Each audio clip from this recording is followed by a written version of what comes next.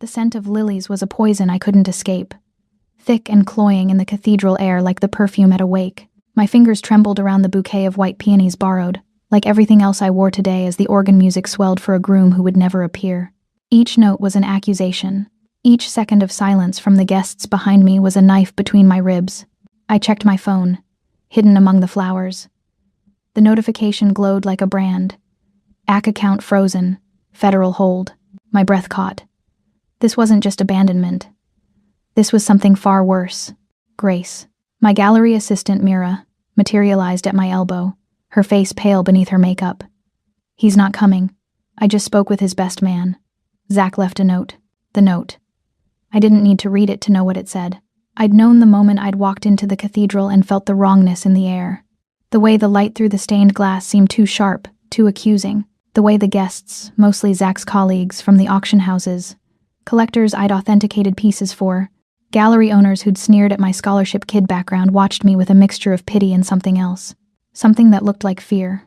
Whispers erupted like wildfire through the pews. I caught fragments. The FBI outside. They say she was forging. Millions in stolen art. My corset felt like it was crushing my lungs. The cathedral's vaulted ceiling stretched above me, endless and suffocating. I'd restored frescoes in churches like this. Spent hours on scaffolding, studying brushstrokes that were centuries old. And now I couldn't even look up without feeling like the angels in the painted clouds were judging me. Miss Leonard. A voice, official and cold, cut through my spiral. A man in a dark suit, not wedding guest dark, but federal agent dark, stood at the end of the aisle. His hand rested on something at his hip. We need you to come with us. Panic flooded my veins. My voice cracked. I don't know what Zach told you, but I didn't. Ma'am, this will be easier if you cooperate. The cathedral doors exploded open. The sound reverberated through the stone chamber like thunder, silencing every whisper, every breath. Heads turned in unison. Even the federal agent froze. He entered like a shadow given form, tall, broad-shouldered, flanked by two men whose suits were so precisely tailored they might as well have been armor. But it was the man in the center who commanded every eye in the room. His suit was charcoal gray, the kind of fabric that whispered of obscene wealth, and his dark hair was swept back from a face that belonged on a Renaissance sculpture. All sharp angles and aristocratic beauty, but it was his neck that made my stomach drop. Beneath the crisp collar of his dress shirt, black ink curled upward, the tail of something larger, something deliberately displayed. A serpent, or a dragon, the tattoo of the Kangpe, the Korean organized crime syndicates I'd read about in art theft reports. He walked down the aisle with the unhurried confidence of a man who'd never been told no. His gaze swept over the crowd, collectors, agents, my terrified assistant, before settling on me. Dark eyes, unreadable, consuming. I felt pinned in place, a butterfly under glass. His guards fanned out, positioning themselves at strategic points throughout the cathedral with practiced efficiency. One of them murmured something into a radio. The federal agent's hand moved away from his weapon, and something in his posture shifted from aggressive to wary. Gracie Leonard. The stranger's voice was low, resonant, with the barest trace of an accent that turned my name into something almost dangerous. He stopped 3 feet from me, close enough that I could detect the scent of his cologne cedarwood and something darker, something that made my pulse spike. I managed a nod, my voice trapped somewhere in my constricting throat. My name is Kong Ye-jun. He said it as though I should recognize it. When I showed no reaction, something flickered in his expression. Surprise? Amusement? You don't know who I am. Should I? I whispered. His gaze flicked to the empty space where Zach should have been standing, then back to me. Something cold and predatory moved behind his eyes. Your fiancé worked for me, indirectly. The word fiancé dripped with contempt. He owed me a significant debt, a debt he believed he could escape by. His gaze traveled over my dress, the flowers, the cathedral itself, creating distractions. The cathedral had fallen into a silence so complete I could hear my own heartbeat thundering in my ears. I don't understand. But I did. God help me. I was beginning to. Zachary Kent stole from me. Ye-jun's voice remained conversational, but there was steel beneath the silk. $2 million in authenticated art pieces that turned out to be extraordinary forgeries. Forgeries that bore your signature restoration technique. The blood drained from my face. I would never. I know. He cut me off, and the certainty in his voice surprised me more than the accusation had. You were the tool, Miss Leonard, not the thief. Which is why I'm here. One of the federal agents stepped forward. "Mr. Kong, this woman is wanted for questioning in..." Yejun didn't even look at him. He reached into his jacket. Every agent in the room tensed and withdrew a leather portfolio. He handed it to the lead agent with the casual disdain of a king dismissing a servant. "You'll find that Miss Leonard is under my legal protection as of this morning. We filed an emergency injunction in federal court 20 minutes ago citing prosecutorial misconduct. The warrant is suspended pending a hearing. Touch her, and you're in contempt of court." It was a lie. It had to be. But the agent's face as he scanned the documents told a different story. "This is highly irregular," the agent said, but he was already backing away. Yejun finally turned to face him fully, and even I felt the temperature drop. "My lawyers are very expensive. Would you like to test how irregular things can become?" The agents retreated toward the side exit. Not a full withdrawal, but a tactical pause. They'd be back. We both knew it. Yejun turned back to me, and I was struck again by the intensity of his focus. It felt like being seen for the first time in my life. Every flaw, every fear, every desperate hope laid bare beneath that dark gaze. "Your fiancé isn't coming, Miss Leonard." His voice softened fractionally, though not with pity, with something far more dangerous. Understanding. He was never going to marry you. This ceremony was theater. A distraction while he caught a flight to Singapore with my money and left you holding the brush that painted the forgeries. The bouquet slipped from my numb fingers. White petals scattered across the marble like snow on a grave. "The debt remains," Yejun continued, his eyes never leaving mine. $2 million, plus interest, plus the insult of believing I wouldn't notice. He paused, and when he spoke again, his voice carried through the entire cathedral. "Your fiancé made you collateral in a game you didn't know you were playing." "I don't have that kind of money," I managed. "I don't have any money. I'm an art historian, not." "I know exactly who you are, Gracie Leonard." The way he said my name sent heat racing up my spine despite the fear coiling in my gut. "I know about your scholarship to Columbia. I know about your groundbreaking work on Renaissance underpainting techniques. I know about the loan sharks circling your student debt and the gallery position you lost because you wouldn't authenticate a forgery for a collector with mob connections." Each fact he recited was another violation, proof that he'd been watching me, studying me, long before today. "How?" I breathed. "I make it my business to know the value of things," he said simply. "And you, Miss Leonard, are exceptionally valuable." One of his guards approached, murmuring something in rapid Korean. Yejun nodded once, then returned his attention to me. "We don't have much time. The federal agents are calling for backup, and their patience with my diplomatic fiction is wearing thin. Then what do you want from me?" The words came out sharper than I intended, panic and anger finally finding a voice. Kang Yejun smiled. It was not a comforting expression. "I want you to marry me instead." The world tilted. I heard gasps from the remaining guests, heard Mira's shocked cry, heard the priest make a strangled sound of protest, but all I could focus on was the man in front of me, whose expression remained utterly serious. "You're insane," I whispered. "Pragmatic," he corrected. "Your fiancé left you to face federal charges for art fraud. The evidence against you is circumstantial but damning. You'll spend years fighting it, even if you win. Your career will be destroyed. Your reputation, gone." He stepped closer, and I caught the scent of cedar again, mixed with something else, danger and dark promises. "Or you can marry me, right now, in front of all these witnesses, and the debt is erased." "Why?" I choked out. "Why would you possibly—" "Because Zachary Kent made a critical error." Yejun's voice dropped lower, intimate enough that only I could hear. "He assumed you were just another pretty face with talented hands, but I've watched you work, Miss Leonard. I've seen you identify a Caravaggio from a single brushstroke photograph. I've read your thesis on authenticating pigment degradation in works falsely attributed to the Flemish masters." His gaze held mine, and I felt the weight of everything unsaid pressing between us. "You're not collateral. You're the prize he was too stupid to value." My heart hammered against my ribs. This couldn't be real. This didn't happen in real life. Mafia bosses didn't walk into cathedrals and propose marriage to women they'd never met. Except he had met me. Or at least, he'd been watching me. For how long? "And if I say no?" I asked, though I already knew the answer. Something cold and final settled over Yejun's features. "Then I collect the debt through other channels. Your ex-fiancé has family, assets. They'll pay for his theft." He glanced toward the pews, where an elderly couple sat frozen in horror. Zach's parents, who'd always treated me with distant politeness. They're innocent in this, of course, but business is business. The threat wasn't even veiled. It was laid out like a contract, clear and merciless. "You're a monster," I breathed.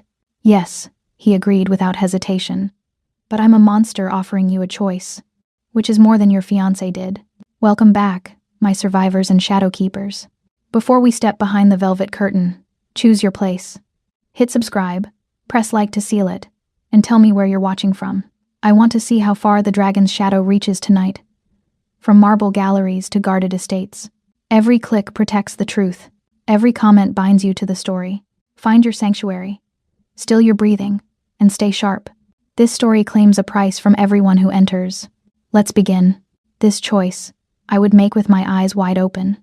I placed my hand in Kong Yejun's.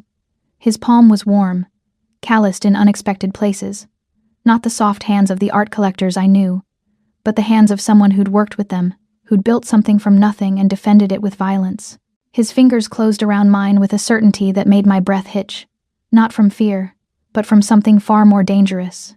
Recognition, as if my body understood what my mind refused to accept. This man was going to change everything. "Yes," I said, the word barely audible over the rushing in my ears. "I'll marry you." The cathedral erupted. Mira's gasp. The priest stuttered protest. The federal agents moving forward, then stopping as Yejun's men shifted into defensive positions.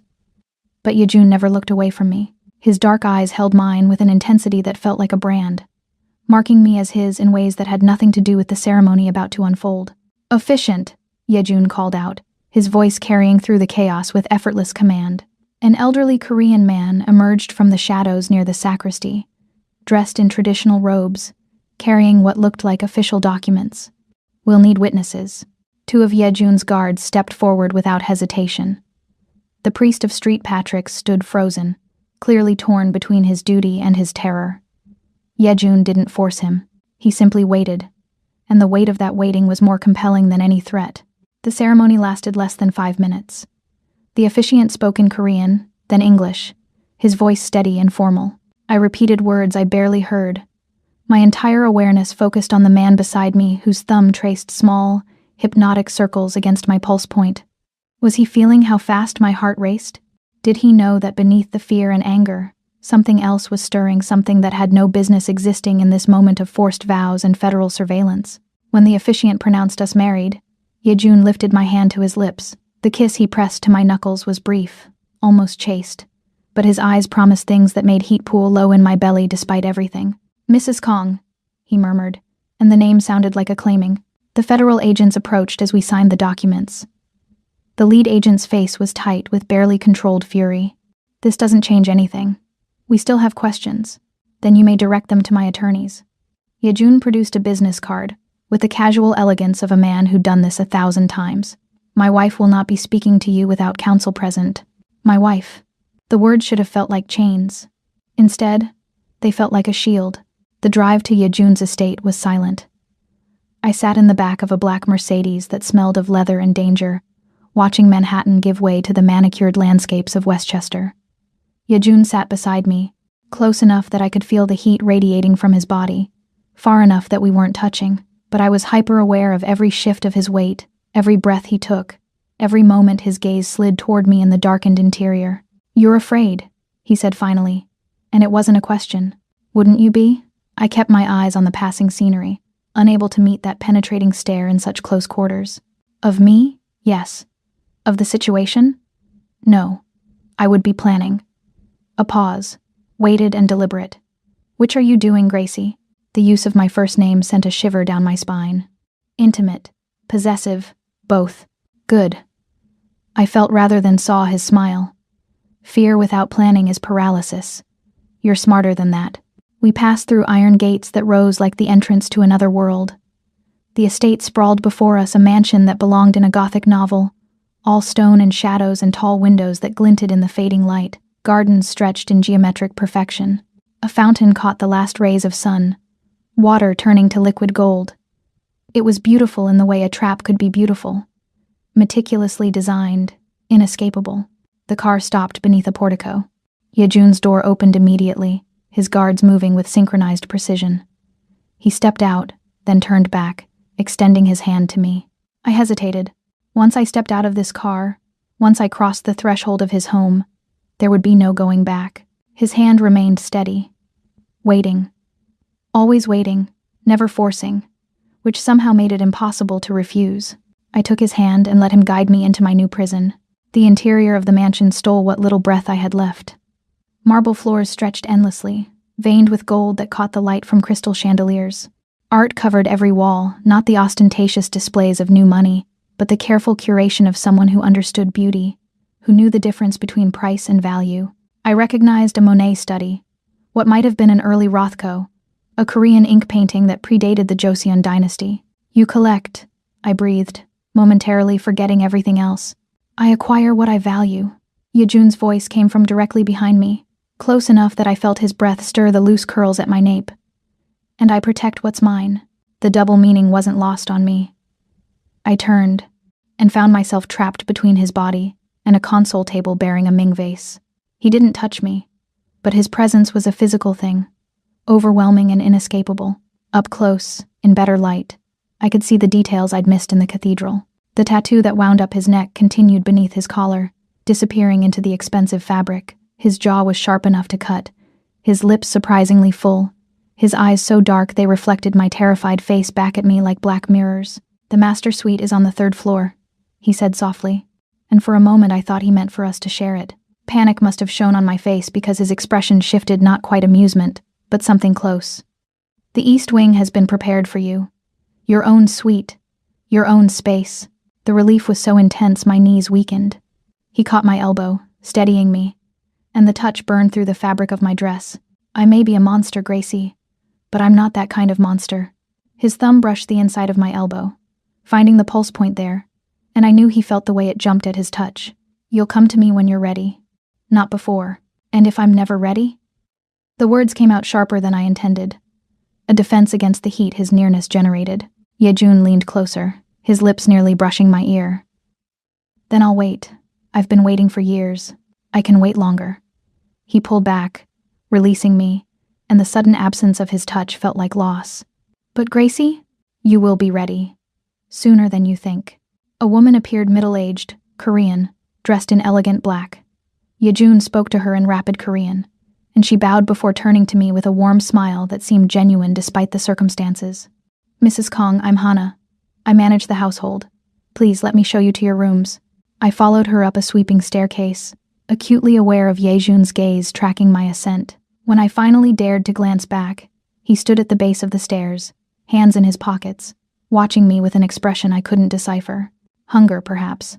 Or patience. Or both. The East Wing was a revelation. My suite wasn't a room. It was an apartment unto itself. A bedroom with a 4-poster bed dressed in silk. A sitting room with floor-to-ceiling windows overlooking the gardens.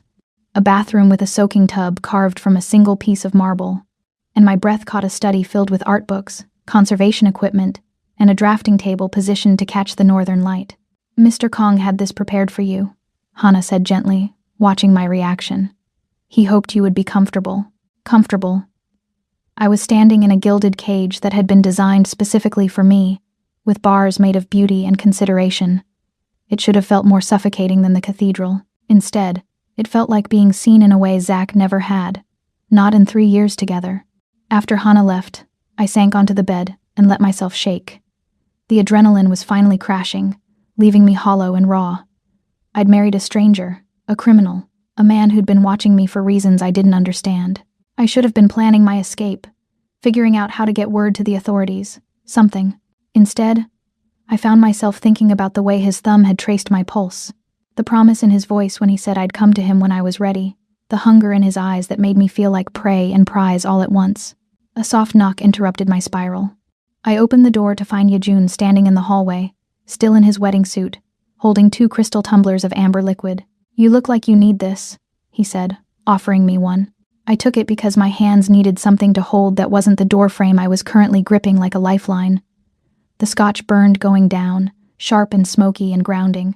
I need to know something, I said, the alcohol giving me courage. This marriage. When the FBI investigation is over, when your debt is settled, can I annul it? Something flickered in Yejun's expression, disappointment, perhaps, or amusement at my naivety. He stepped into my room without invitation, moving to the window that overlooked his domain. The fading light painted him in shades of gold and shadow, turning him into something almost otherworldly. "No," he said simply. My heart stuttered. "What do you mean, no?" "I mean, the wedding Zach arranged was never real, Gracie." He turned to face me, and the weight of his revelation pressed against my chest like a physical thing. "The priest was an actor. The license was never filed. Zach wanted you arrested at the altar, maximum humiliation, maximum distraction, while he caught a flight to Singapore. You were never supposed to actually become his wife." The scotch glass slipped from my numb fingers. Yejun caught it before it hit the floor, moving with inhuman speed, and suddenly he was close again, too close, his hand on my wrist to steady me. "But you..." I couldn't finish the sentence. "I brought a real officiant, filed real paperwork. Our marriage is the only legal thing that happened in that cathedral today." His grip on my wrist tightened fractionally, not painful but inescapable. "You're not his discarded bride, Gracie. You're my wife. Legally, binding, real." The room spun. Everything I'd thought I understood shifted beneath my feet. Zach hadn't just left me. He'd orchestrated an elaborate fiction designed to destroy me while he escaped. And Yejun had what? Saved me? Claimed me? Both? "Why?" The word came out broken. "Why would you do this?" Yejun released my wrist, but his hand didn't move away. Instead, his fingers traced the delicate bones there, mapping me with a thoroughness that made my skin burn. "Because you were always meant to be mine. Zach was just an obstacle I should have removed sooner." "You're insane," I whispered, but I didn't pull away from his touch. "Yes," he agreed, his voice dropping to something dark and velvet. "But so are you, Gracie. You just don't know it yet." He stepped back, giving me space I wasn't sure I wanted anymore. "Rest. Tomorrow, we begin unraveling the web Zach built around you. Tonight, you're safe." He left, closing the door with a soft click that sounded like a promise and a threat all at once. I stood alone in my beautiful cage, touching my wrist where his fingers had been, and realized with crystalline horror that I believed him. For the first time in 3 years, I felt safe, and that terrified me more than anything else that had happened today. 3 days passed in a strange, suspended reality. I saw Yejun only at meals, breakfast in a sun-drenched conservatory where orchids bloomed in violent profusion, dinner in a formal dining room where we sat at opposite ends of a table built for 20. He never pressed, never demanded. He simply existed in my periphery, a dark star whose gravitational pull I felt even when he wasn't in the room. Hannah gave me free rein of the estate. I explored like a ghost, drifting through halls lined with art that would make museum curators weep. But it was on the third night, unable to sleep, that I found the door. It was hidden behind a Goryeo dynasty screen in the library, a biometric lock that shouldn't have recognized my handprint but did. The door slid open with a whisper of hydraulics, revealing a staircase that descended into darkness. Every instinct screamed at me to turn back. Instead, I descended. The underground vault was a cathedral to art. Climate-controlled perfection, museum-grade lighting that flickered on as I entered. And there, centered on the far wall like an accusation, hung a painting I knew intimately because I'd spent 6 months restoring it. The Penitent Magdalene, attributed to a minor Caravaggio follower, except the painting I'd worked on had been in a private collection in Boston, unremarkable except for the unusual pigment degradation in the background. I approached it with trembling hands, my conservator's eye cataloging every detail. The brushwork was too confident for a follower, the chiaroscuro too masterful, the flesh tones too luminous. This wasn't a follower's work. This was Caravaggio himself, and I'd missed it. No worse. I'd cleaned away centuries of overpainting and protective varnish, revealing the master's hand beneath, and I'd never realized what I was uncovering because Zach had fed me a narrative about provenance and attribution that I'd believed without question. "It's beautiful, isn't it?" I spun. Yejun stood at the base of the stairs, dressed in black training clothes that clung to his frame, his hair damp as if he'd just finished a workout. The tattoos I'd only glimpsed before were fully visible, now a dragon that wound from his neck across his shoulder and down his arm, rendered in traditional Korean style with scales so detailed they seemed to move in the low light. "I didn't." I started, but he waved away my protest. "I gave you access. I wanted you to find this." He moved toward me with that predatory grace I was beginning to recognize, stopping close enough that I could smell the clean scent of his soap beneath the faint musk of exertion. "Tell me what you see." I see a Caravaggio that shouldn't exist. My voice shook with anger and awe in equal measure. I see a painting that I restored without knowing what it was. I see evidence that Zach played me for a fool. You weren't a fool, Gracie. You were brilliant. Yejun gestured to the painting. You revealed this masterpiece with such care, such precision, that even experts examining the restoration work found nothing suspicious. You made the fake documentation believable because the work itself was flawless. The praise felt like acid. So I'm complicit. You're a victim. His voice hardened. And I'm going to help you understand exactly how you were used. He led me deeper into the vault, past the Caravaggio, past a Vermeer I'd also restored, past 3 more paintings I recognized from my time with Zach. Each one was a revelation. Each one proof that I'd been blind to my own genius because I'd trusted the wrong man. He wasn't stealing fakes and selling them as real, I said slowly, the pattern emerging. He was stealing real masterpieces, having me clean them, and then swapping them for the fakes. Yes. Yejun stopped before a Raphael sketch that made my knees weak. The collectors he sold to myself included were receiving museum-quality forgeries while the real pieces went to a buyer in the Middle East who doesn't care about provenance. How much? I asked, though I wasn't sure I wanted to know. Conservatively, 200 million over 3 years. The number was so absurd it didn't feel real. I'd been working 60-hour weeks in a cramped studio, living on ramen and student loan deferments, while Zach used my hands to steal a fortune. There's more. Yejun pulled out his phone, swiping through images before handing it to me. This was taken 2 weeks before your wedding. The photo showed my apartment building the walk-up in Queens I could barely afford. A woman was letting Zach into the service entrance. A woman with my sister's face. The phone slipped from my numb hands.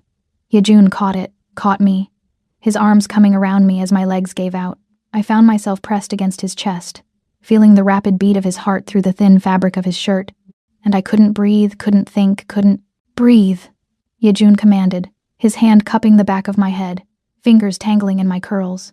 Gracie, breathe. I sucked in air that tasted like cedar and danger. My sister was his lover, has been for at least a year. His voice was gentle, which somehow made it worse.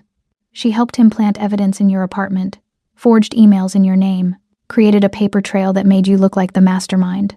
The betrayal was a physical thing, tearing through me with claws. Not Zach, I'd mourned him already, mourned the illusion of him. But my sister, my only family, the person who was supposed to stand beside me.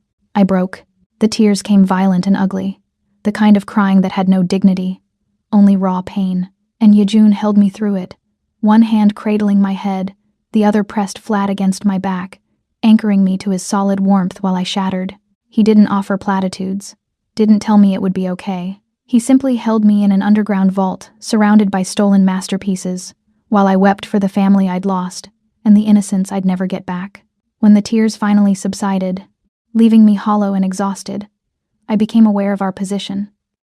I was pressed against him from chest to hip, my face buried in his neck, my hands fisted in his shirt. His hands were on me, possessive, protective, dangerous, and beneath the grief, something else stirred. Something dark and hungry that responded to his nearness like a match to kindling. I pulled back.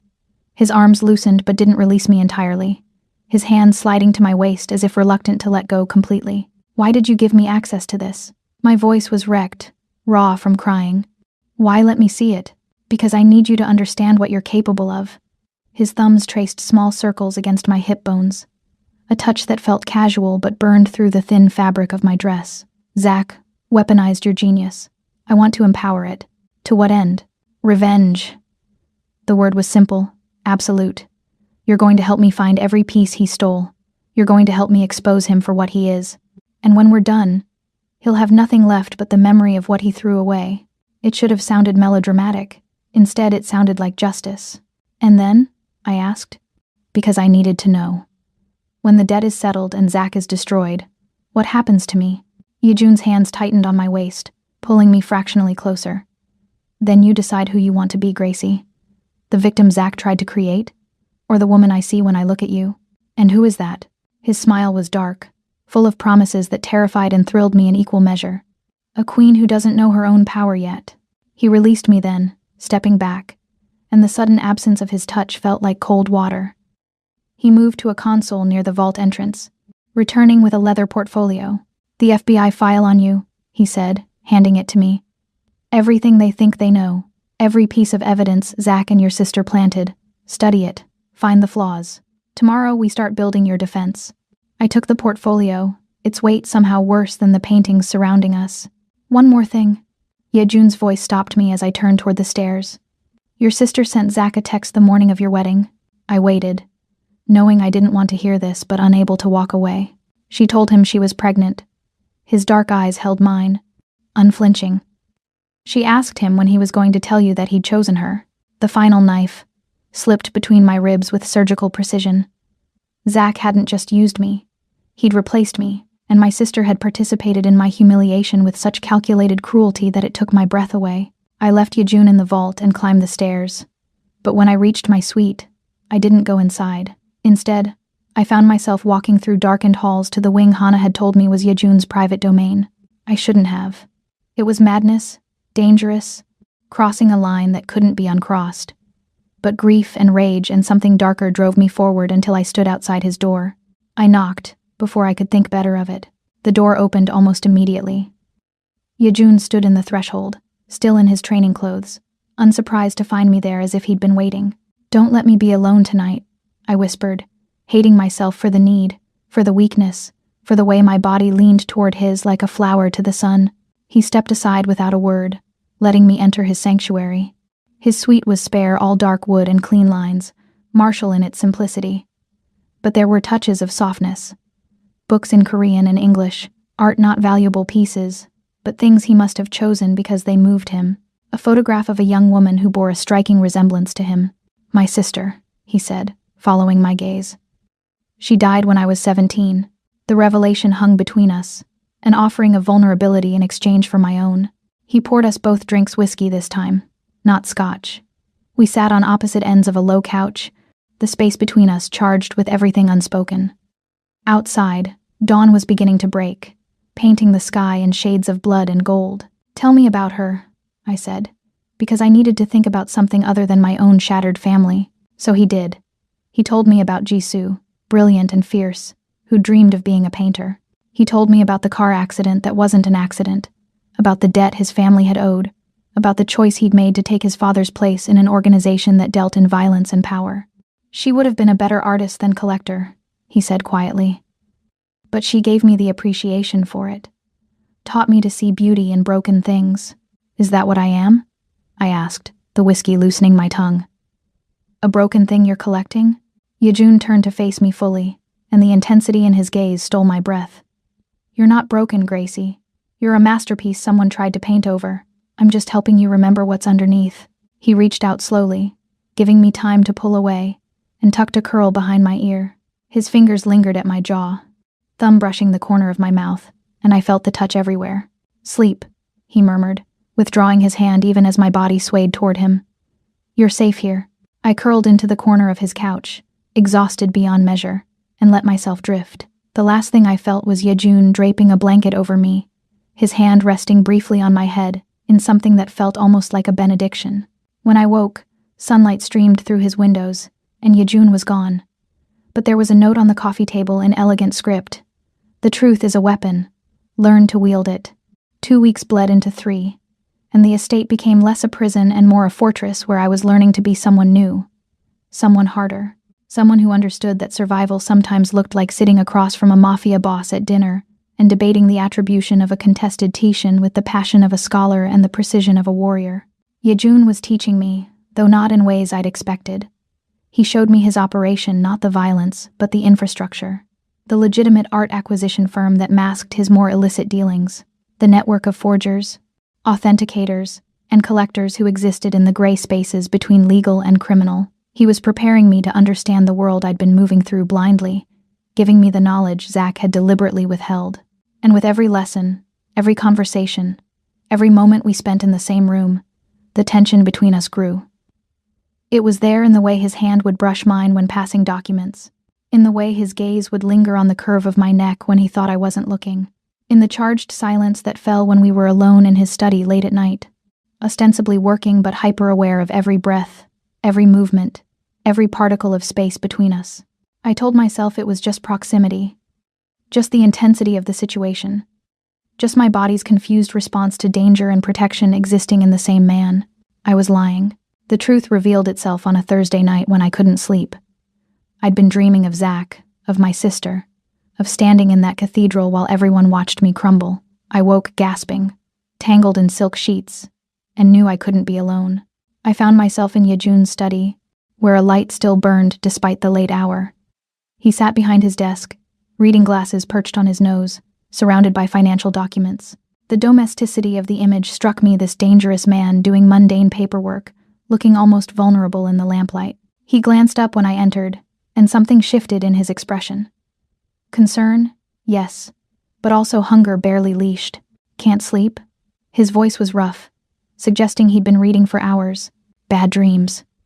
I moved to the shelves lining his walls, running my fingers over book spines without really seeing them. I keep thinking about that day, about how stupid I was. You weren't stupid. The scrape of his chair, footsteps behind me. You were trusting. There's a difference. Is there? I turned to face him and found him closer than I expected. Close enough to see the faint shadows under his eyes, the tension in his jaw. Trust without verification is just stupidity by another name. Then what do you call this? His hand rose, hovering near my face without touching. You're standing alone with me in the middle of the night. You've been in my home for weeks. You've let me feed you, shelter you, touch you. His fingers finally made contact, tracing my cheekbone with devastating gentleness. Is that trust or stupidity? I don't know, I admitted, my voice barely a whisper. I don't know anything anymore. Yes, you do. His thumb brushed the corner of my mouth, and I felt the touch like lightning through my nervous system. You know I won't hurt you. You know I see you in ways Zach never did. You know, when you look at me like that, it takes every ounce of control I have not to. He cut himself off, jaw clenching, hand falling away. Not to what? The question escaped before I could stop it, reckless and wanting.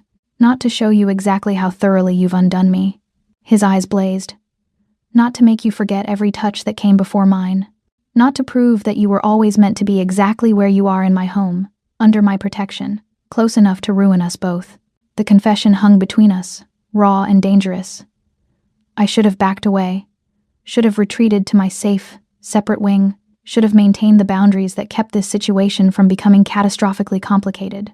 Instead, I stepped closer. I need to show you something, Yejun said abruptly, moving away with visible effort. He went to his desk, unlocked a drawer, and pulled out a file folder thick with papers. I was going to wait, but you should know this now. He handed me the folder. I opened it, scanning the first document, and my breath stopped. It was a financial statement from the St. Jude Foundation for Arts Education. My scholarship, the one that had saved me from dropping out of Columbia, that had paid for my graduate studies, that had made my entire career possible. Except the St. Jude Foundation didn't exist. I flipped through the pages, my hands shaking. Transfers from a shell corporation registered in the Cayman Islands, tuition payments made directly to Columbia's bursar, and monthly stipends that had continued long after I thought the grant expired, money Zach must have been intercepting, while I drowned in student debt that was just a lie to cover his theft. And at the bottom, a signature I now recognized. Kong Yejun. You. The word came out accusatory. You've been funding me for 10 years, he confirmed, watching me with hooded eyes. Since you were 22 and submitted your undergraduate thesis on Caravaggio's use of shadow. It was brilliant, fearless. I knew then what you could become.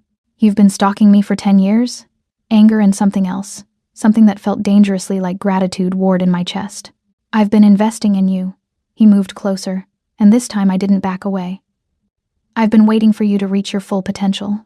And then Zach Kent walked into your conservation lab, saw that same potential, and used it instead of nurturing it. Why? I demanded. Why would you do this? Invest in a stranger, wait years, watch me from the shadows. Yejun's hand rose to my face again, cupping my jaw, tilting my head back to meet his gaze. Because the first time I saw your work, it felt like recognition, like finding something I'd been missing without knowing it was gone. Because I built an empire on understanding value, and you, Gracie Leonard, are the most valuable thing I've ever encountered. I'm not a thing, I protested weakly, even as my body swayed into his touch. No. His thumb traced my lower lip with aching slowness. You're a force, a revelation, a masterpiece that Zach tried to forge into something less. But I see you, Gracie. I've always seen you. The folder slipped from my hands, papers scattering across the Persian rug. Neither of us moved to pick them up. You're not my guardian angel, I whispered, torn between fury and something far more dangerous. You're the devil offering me everything I didn't know I wanted. Yes. His other hand found my waist, pulling me against him, and the contact was electric. But I'm your devil, Gracie. I've been yours since the moment I read your name on that thesis. And you've been mine since the moment you put your hand in mine at that altar. This is insane, I breathed, even as my hands found his chest, feeling his heart hammering beneath my palms. Completely. His forehead dropped to mine, his breath mingling with my own. Tell me to leave. Tell me you need space. Tell me anything except what I see in your eyes right now. What do you see? I asked, knowing the answer, knowing that speaking it aloud would change everything. Want. The word was a growl. Fear, anger, and beneath it all, the same thing I've been fighting since the moment you walked into my study that first night. What's that? Desire. His hands tightened on me, pulling me closer. Raw. Undeniable. Mutual. He was right. God help me, he was right. Somewhere between the cathedral and the vault, between his revelations and his protection, between anger and gratitude, I'd stopped seeing him as just my captor or my savior. I'd started seeing him as a man, a devastatingly attractive, dangerously compelling man who looked at me like I was the most precious thing in his fortress of treasures. I don't know how to do this, I admitted, my voice breaking. I don't know how to want you when I should hate you. I don't know how to trust this when everything else was a lie. Then don't trust it, Yejun murmured, his lips hovering over mine, close enough that I felt every word. Trust me instead. Trust that I've waited 10 years. Trust that I won't rush you. Trust that when you finally come to me, and you will, Gracie, it will be because you chose it, not because I demanded it. The promise in his voice made me shiver. He was offering patience, control. The one thing Zach had stolen from me, agency over my own desire. And if I'm never ready? I asked, echoing my question from weeks ago but meaning something different now. Yejun smiled against my lips, not quite kissing me but close enough to drive me mad.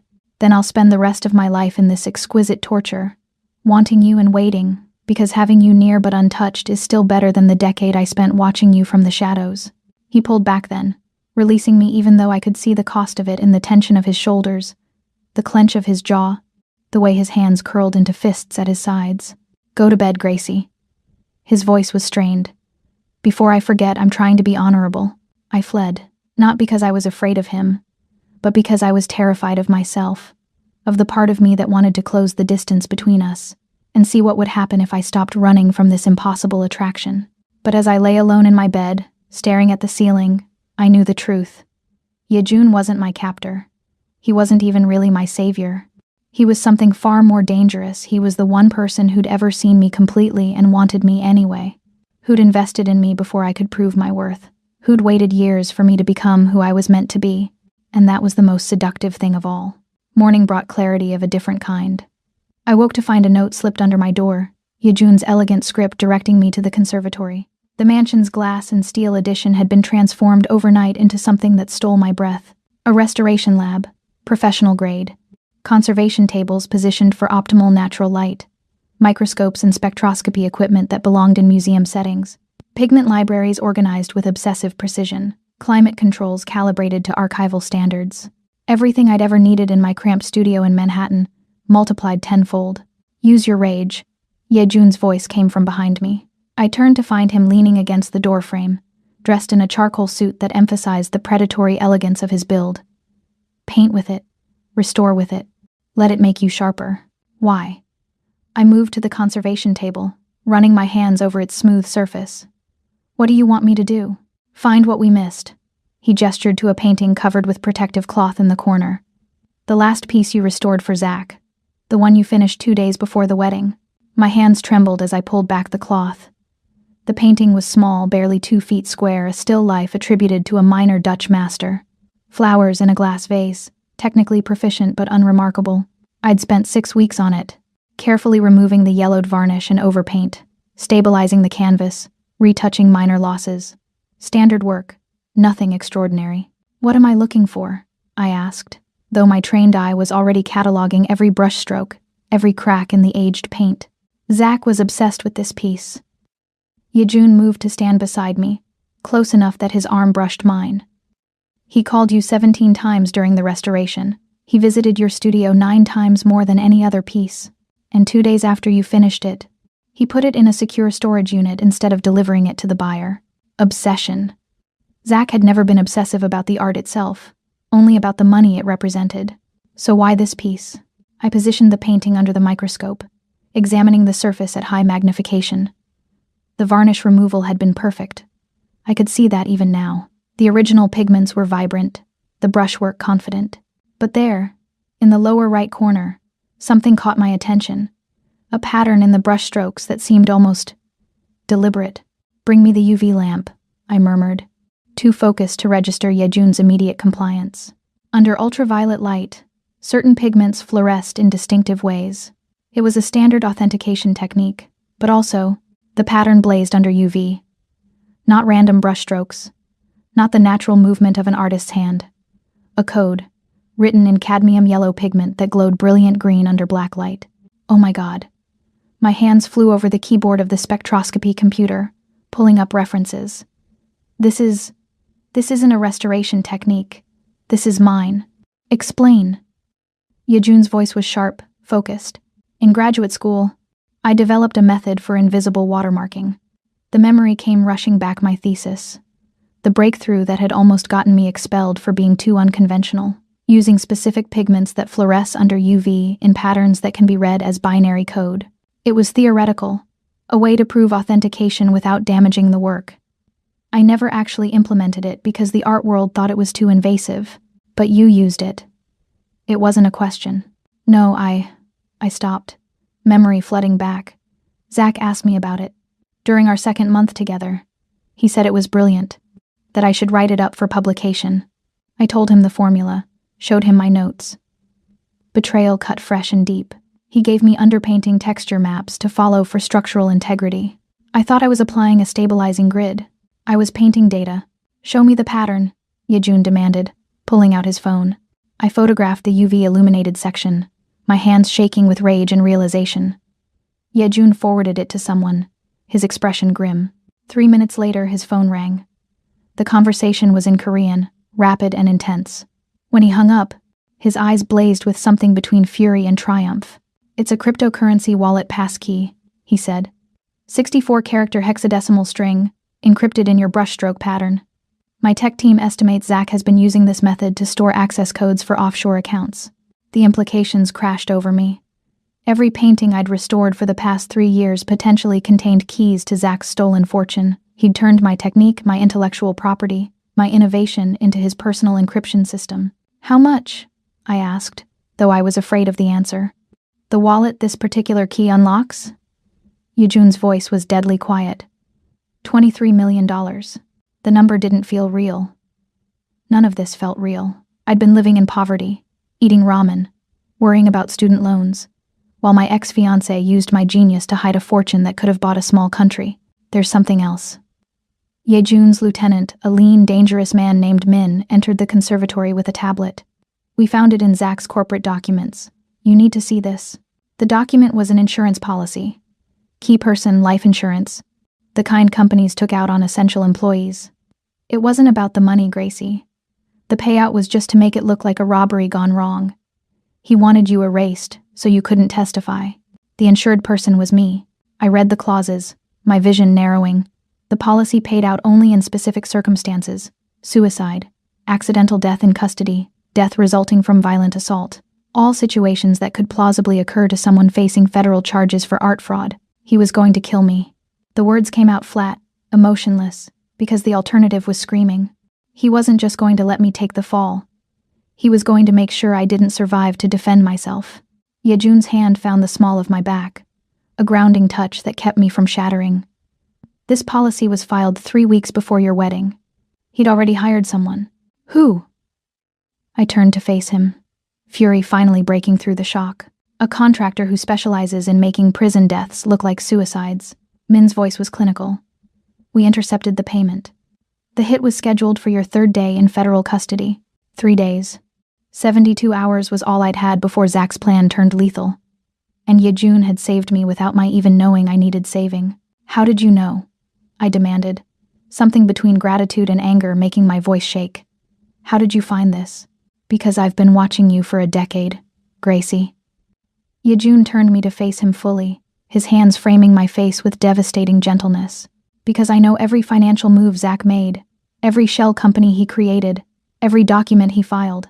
Because the moment he took out that policy, I knew exactly what he was planning. You knew he was going to kill me. And you waited until the wedding? The accusation hung between us. I knew I had to get you away from him in a way that would stand up to legal scrutiny, Yejun corrected, his thumbs stroking my cheekbones. I needed the marriage to be real, binding, unbreakable. I needed to create a situation where you were legally under my protection before the FBI could take you into custody.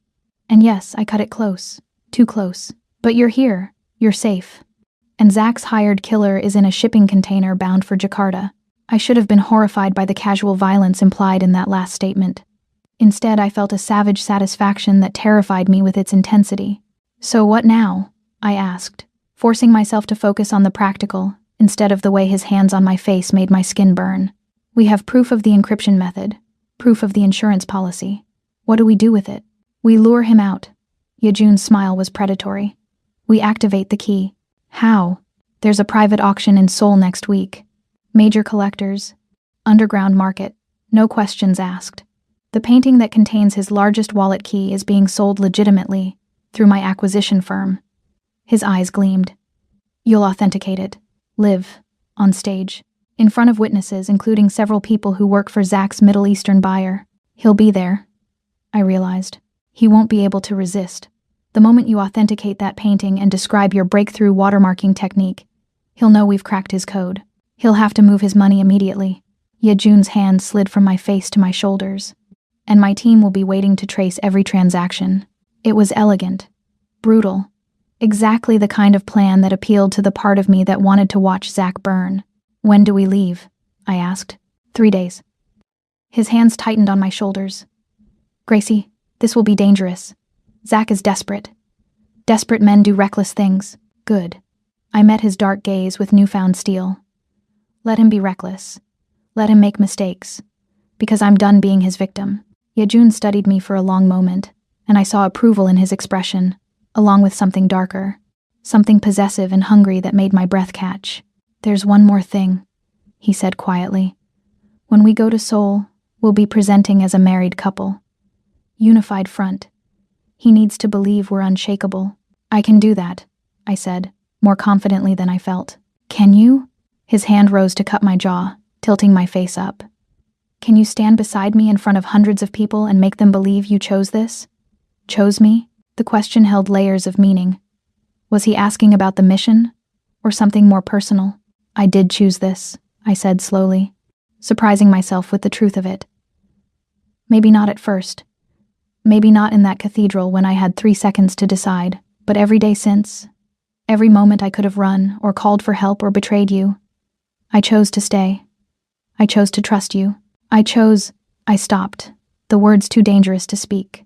Say it, Yejun demanded, his voice dropping to a rough whisper. Finish that thought. I chose you, I breathed. I don't know when it happened. I don't know if it's Stockholm Syndrome or trauma bonding or just pure insanity. But somewhere between the vault and the study, between your confessions and your patience, I stopped pretending this was just survival strategy. I chose you, Yejun. God help me. His control shattered. One moment we were standing apart. The next, his mouth was on mine, claiming, consuming, turning every cell in my body to liquid fire. His hands tangled in my curls, angling my head for deeper access, and I opened for him with a moan that would have embarrassed me if I wasn't too far gone to care. The kiss was everything I'd been denying myself, desperate, angry, laced with weeks of tension and wanting. His tongue swept against mine, and I tasted dark promises. Patient hunger finally unleashed. My hands found his hair, his neck, his shoulders, needing to touch, to confirm he was real, that this was happening. He lifted me onto the conservation table, stepping between my thighs, and the position was so intimate, so claiming, that I gasped against his mouth. He swallowed the sound, one hand sliding to the small of my back, while the other cradled my head with devastating tenderness that contrasted beautifully with the rough hunger of his kiss. Gracie.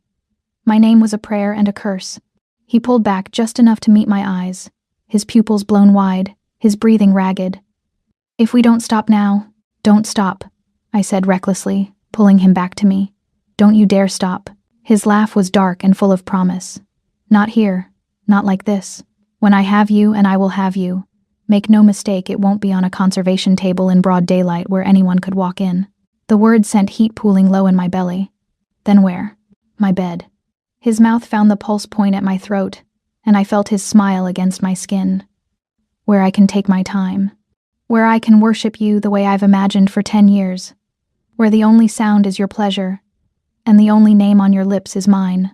I shuddered, desire and anticipation warring with residual fear. I haven't not since Zach." "I know." He lifted his head, meeting my eyes with fierce certainty. "And when you're ready, we'll burn every memory of his touch away until you can't remember any hands but mine." The promise in his voice made me tremble. He stepped back, releasing me with visible effort, and I mourned the loss of his heat. "Soul," he said, his voice rough. "After Soul, when Zach is finished and you're free, ask me again." "Ask you what?" His smile was pure sin. "To show you exactly what it means to be mine." He left me there, trembling and wanting, surrounded by art and possibility. And I knew with crystal clarity that everything was about to change. Soul was calling, vengeance was coming, and afterward, in the ruins of my old life, I would choose to step into the new one, not as collateral, not as victim, but as the Queen Kong Ye-jun had always seen when he looked at me.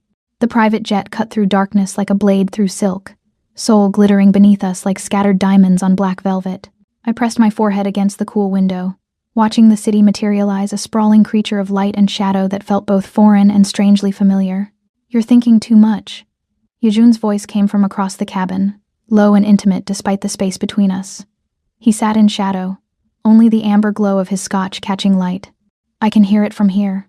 I'm thinking the appropriate amount for someone about to publicly authenticate stolen art in front of international criminals," I said, not turning from the window. My reflection ghosted over the cityscape below a woman in travel clothes who looked nothing like the terrified bride from 3 months ago. In the months since that cathedral, weeks of investigations, international travel, and carefully staged traps, I had learned how to weaponize patience. "You're thinking about the kiss." My breath fogged the glass. He was right, damn him. I'd been replaying that moment in the conservatory on an endless loop. The taste of him, the way his control had shattered, the dark promise in his voice when he'd told me to ask him again after Soul. "Arrogant," I murmured, finally turning to face him. His smile was a slash of white in the darkness. "Accurate." The jet began its descent, and with it, the last of my hesitation fell away. This wasn't about fear anymore. This was about power mine, finally, to wield. The hotel suite overlooked the Han River, all floor-to-ceiling windows and minimalist luxury that screamed old money. Ye-jun's team had transformed the sitting room into a command center. Laptops, surveillance feeds, the organized chaos of a military operation disguised as a business trip. Min briefed us while I unpacked. "The auction is invitation only. 300 guests, mostly legitimate collectors with a dozen black market buyers scattered in the mix. Zach's proxy will be there, a Korean-American art dealer named David Chang, who's been laundering pieces through Singapore." "Security?" Ye-jun asked, shrugging out of his jacket. The movement revealed the holster at his ribs, a reminder that this wasn't a game, heavy but manageable. "The venue is neutral ground, the Jiangcheng family's territory. They've guaranteed safe passage for all attendees." Min's expression suggested he trusted that guarantee about as much as I trusted Zach's love letters. "Then we'll have our own insurance." Ye-jun's gaze found mine across the room. Gracie authenticates on stage. The moment she confirms the piece and mentions her watermarking technique, Chang will alert Zach. Zach will panic and try to move the money. We'll be waiting. "And if he doesn't take the bait?" I asked. Unpacking the black dress, Ye-jun had selected a piece of strategic armor disguised as fashion. Then we moved to contingency. Ye-jun dismissed his team with a gesture, waiting until we were alone before continuing. "But he'll take it. His ego won't let him walk away from the money, and his fear won't let him trust that we don't know more than we're showing." He moved to the window, scotch in hand, silhouetted against Soul's electric night. For just a moment, the mask slipped not fear, but something closer to awe, like he was standing at the edge of something he didn't know how to survive. The tattoo at his neck was visible above his collar, the dragon's tail curling upward, a brand of belonging to something older and more dangerous than I fully understood. "You should rest," he said without turning. Tomorrow will be long. Will you? I found myself asking, crossing to stand beside him. The city sprawled below us, endless and unknowable. No. His reflection in the glass met mine. I'll be watching the surveillance feeds, running scenarios, preparing for every variable. Control freak, is there another way to keep you alive? The question held weight beyond its words, an admission of something he hadn't quite said aloud. I turned to face him, close enough now that I could smell the cedar of his cologne mixing with the scotch. Is that what this is about? Keeping me alive? It's about keeping you. His hand rose, not quite touching my face but hovering there, a question written in the space between us. Everything else is just the method. The confession hung in the air, raw and unadorned. I should have stepped back. We should have maintained the distance that kept this professional, strategic. Instead, I leaned into his almost touch, my cheek finding his palm. After Seoul, I whispered, echoing his earlier promise. Ask me again after Seoul. His fingers curled against my skin, a tremor of restraint. Go to bed, Gracie. Before I forget, we have a war to win tomorrow. I went, but I felt his gaze tracking my retreat, heavy as a physical touch. The Shinsei Gallery at night was a temple to wealth and shadow. Crystal chandeliers cast fractured light across marble floors, illuminating faces I recognized from Interpol watch lists and Forbes magazines in equal measure. I stood in the preparation room, staring at my reflection in a full-length mirror, and barely recognized the woman looking back. The dress was black silk that moved like water, cut to suggest rather than reveal, with a neckline that framed the hollow of my throat where my pulse fluttered visibly. My curls were swept into an elaborate updo that exposed the length of my neck. Diamond earrings borrowed from Yejun's collection caught the light like stars. You look like vengeance, Hana said softly, adjusting the fall of the dress at my hips. Beautiful and terrible. Good. I turned from the mirror, reaching for the small clutch that held my notes and the microscope images. That's exactly what I'm going for. Yejun entered without knocking, and the air pressure in the room shifted. He wore a tuxedo that transformed him from dangerous to devastating, every line cut to emphasize the predatory elegance of his build. But it was his eyes that made my breath catch dark, consuming, tracking every detail of my appearance with an intensity that felt like being marked. Ready? His voice was rougher than usual, and I knew he was seeing not just the dress but what it represented, my choice to stand beside him, to weaponize my appearance the way he weaponized everything else. Ready, I confirmed, accepting the arm he offered. The gallery buzzed with controlled energy, the kind of barely leashed hunger that came with proximity to rare beauty and rarer opportunity. Yejun guided me through the crowd, his hand at the small of my back, a brand of possession that turned heads and whispered questions in our wake. I caught sight of David Chang near the bar, mid-40s, expensively dressed, with the careful neutrality of a man who made his living in gray spaces. His eyes tracked us across the room, calculating, assessing threat levels. He's seen you, I murmured against Yejun's shoulder, the gesture appearing intimate to observers while allowing me to speak without being overheard. Good. Let him report back. Let Zach know exactly what he's facing. Yejun's hand splayed wider at my back, fingers pressing through silk to skin. You're not his victim anymore. You're my queen. The possessive pride in his voice made heat pool low in my stomach, dangerous and intoxicating. The auction began with lesser pieces testing the room's appetite, building tension. I stood backstage with the painting that would change everything, my heart a steady drumbeat of anticipation rather than fear. Through the gap in the curtains, I could see the crowd, see Chang's position near the exit, see Yejun's men positioned at strategic points throughout the space. Miss Leonard, the auction house director, appeared at my elbow, nervousness evident in his precise movements. You're on in 2 minutes. Remember, keep your authentication brief but thorough. These buyers are sophisticated, they'll know if you're hedging. I know exactly what they need to hear, I assured him, surprising myself with the steadiness of my voice. The stage lights were blinding, turning the audience into a sea of shadows punctuated by the gleam of jewelry and the red dots of recording devices. I positioned the painting on the easel, adjusted the lighting to showcase the brushwork, and felt the room lean forward with collective hunger. Good evening. My voice carried through the space, amplified and strangely powerful. I'm Dr. Grace Leonard, and I've been asked to authenticate this piece attributed to the Dutch Golden Age master Hendrik ter Bruggen. I began with the technical details, pigment analysis, canvas composition, the telltale signs of 17th century craftsmanship. The audience was rapt, But I wasn't speaking to them. I was speaking to one man, watching through Chang's phone, thousands of miles away. However, I continued, letting a small smile curve my lips. What makes this piece truly unique is a revolutionary authentication method I developed during my graduate research. I gestured to the microscope images projected behind me. Using specific fluorescent pigments visible only under UV light, I created a watermarking system that allows restorers to sign their work invisibly. The room erupted in murmurs. Chang's hand went to his phone. This particular piece bears my signature technique, a pattern that can be read as a 64-character hexadecimal string. I met Chang's eyes across the darkened gallery. Some might call it a key. I call it insurance that my work can never be falsely attributed. Chang was already moving toward the exit, phone pressed to his ear. Yejun's men didn't stop him. This was exactly what we wanted.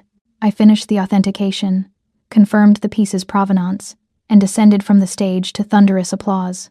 But I was tracking Chang's retreat, watching the dominoes begin to fall. Yejun materialized at my side, his hand finding mine with proprietary ease. "Brilliant," he murmured against my ear, the praise sending shivers down my spine. He took the bait. "Now what?" I asked. Even as Min appeared with a tablet showing financial transactions lighting up like fireworks. Zach's accounts draining in real time as he tried to move his money ahead of what he believed was our imminent discovery. "Now we hunt." Yejun's smile was predatory. "Chang is heading to a private room in the back. He thinks he's alerting his employer. Instead, he's leading us exactly where we need to go." We moved through the gallery with the casual elegance of guests enjoying the evening. But I felt the coiled tension in Yejun's body, the predator beneath the tuxedo preparing to strike. His security team formed a loose perimeter around us, invisible to the uninitiated but obvious to anyone trained to look. The private rooms in the back of the gallery were designed for discreet negotiations, soundproofed, unmarked, accessible only to VIP buyers. Min had already disabled the locks, giving us access while making it look like a malfunction. We could hear Chang's voice through the door, rapid Korean, punctuated by English phrases. "She knows about the cipher. The accounts are compromised. Need extraction protocol." Yejun's hand settled at my waist, pulling me close as we listened. His mouth found my ear, breath hot against my skin. "When we go in, stay behind me. He's desperate, which makes him dangerous." "I'm not afraid," I whispered back, surprised to find it true. "I know. That's what terrifies me." His lips brushed my temple, the gesture too brief to be a kiss, but intimate enough to make my pulse spike. "Ready?" He didn't wait for my answer. The door slammed open, Yejun's presence filling the space with lethal authority. Chang spun, phone clattering to the marble floor, his hand moving toward what I assumed was a weapon. I wouldn't. Min appeared behind Chang, pressing something small and hard against the art dealer's spine.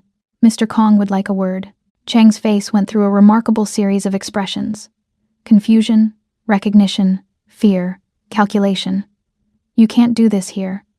The Jangchung family guaranteed safe passage. For legitimate business." Yejun interrupted, his voice conversational despite the violence coiled in his frame. "Conspiring to defraud one of the evening's featured guests doesn't fall under that protection." "I don't know what you're talking about." Chang's English was flawless, his denial automatic. "Lie better." I stepped out from behind Yejun, letting Chang see me fully, the woman whose technique he'd just watched explained on stage, whose genius had been weaponized without her knowledge. "We know about Zach. We know about Singapore. We know about the crypto wallets." Chang's face paled. "She knows? She's not the fool you and Zach assumed." Yejun's hand found my back again, that possessive touch that was becoming familiar. "She's the architect of your entire operation, and she's about to dismantle it piece by piece. Zach will disappear." Chang's bravado was crumbling. "He's already activated the dead man switches." "No, he hasn't." Min held up the tablet, showing accounts with 0 balances. "Because we've been draining his wallets for the past 15 minutes. Every transaction he's attempting is being rerouted through shell companies that terminate in frozen assets. By morning, Zachary Kent will have nothing but the clothes he's wearing and the enemies he's made." The fight went out of Chang like air from a punctured balloon. "What do you want?" "His location." Yejun's voice dropped to something dangerous. "Where he's hiding, who he's with, every contingency plan he's shared with you. And if I tell you?"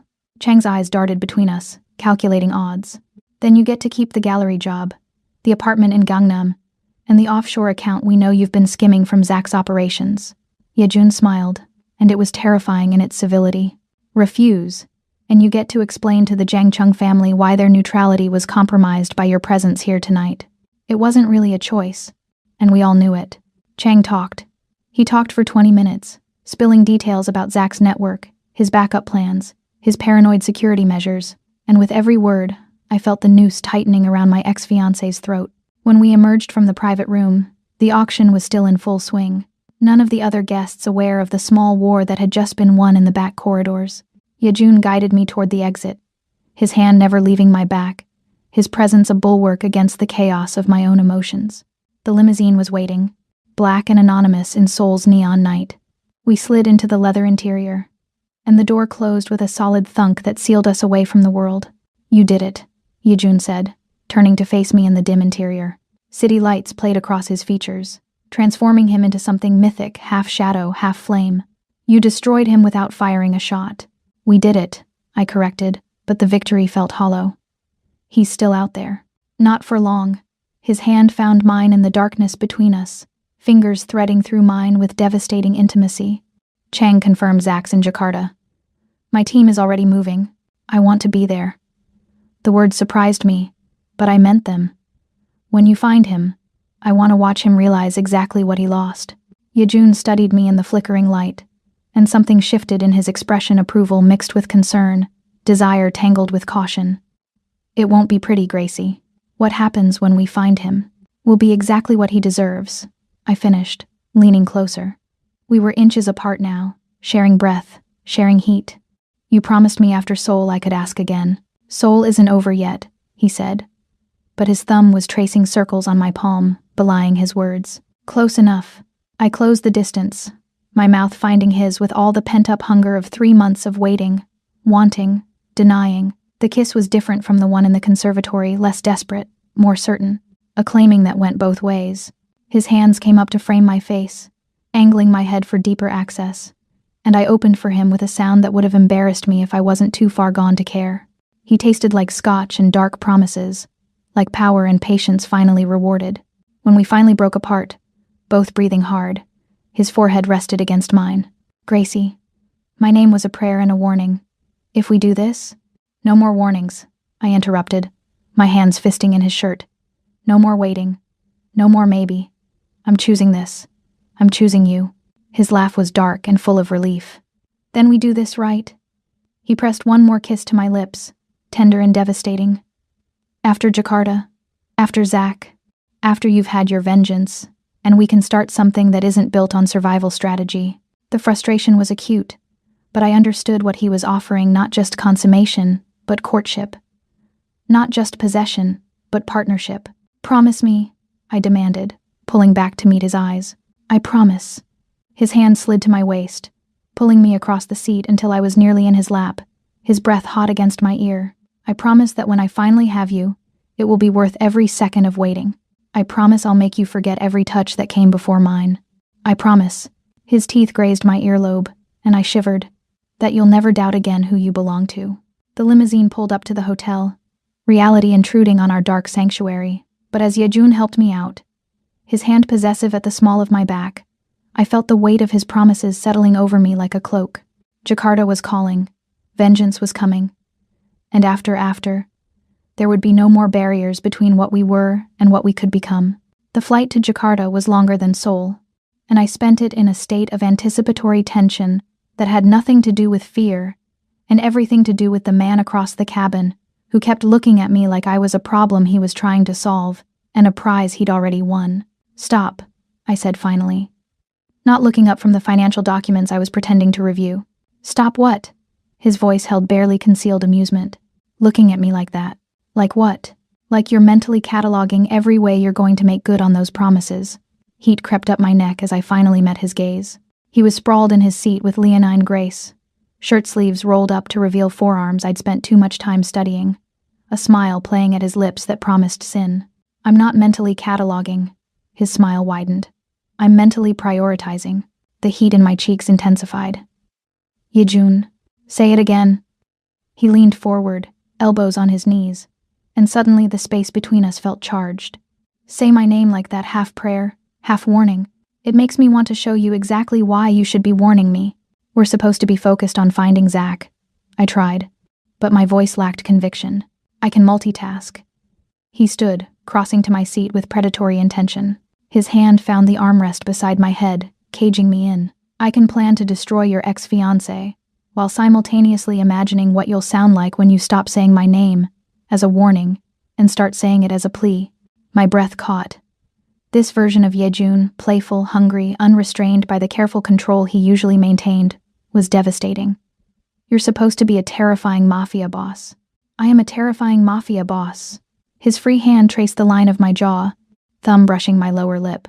I'm just also a man who's been waiting a decade for you to look at me the way you're looking at me right now. And how am I looking at you? I whispered. Like you might devour me first. His smile was wicked. I'm very much in favor of that particular race. The pilot's voice crackled over the intercom, announcing our descent into Jakarta, and Yejun pulled back with visible reluctance, but the promise in his eyes as he returned to his seat made it clear this was a postponement, not a cancellation. Jakarta hit like a wall of humid heat the moment we stepped off the plane. The private terminal offered some respite, but nothing could entirely escape the oppressive weight of tropical air and urban density. Yejun's local contact, an Indonesian woman named Sari with sharp eyes and sharper instincts, briefed us during the drive to the safe house. Zach's holed up in a residential complex in Kemang expat area. Easy to blend in, lots of Western faces. Sari navigated Jakarta's chaotic traffic with the ease of long practice. He's been moving money through local exchanges, trying to cash out what he thinks you haven't frozen yet. How long until he realizes it's all gone? I asked from the back seat, pressed against Yejun's side in the cramped sedan.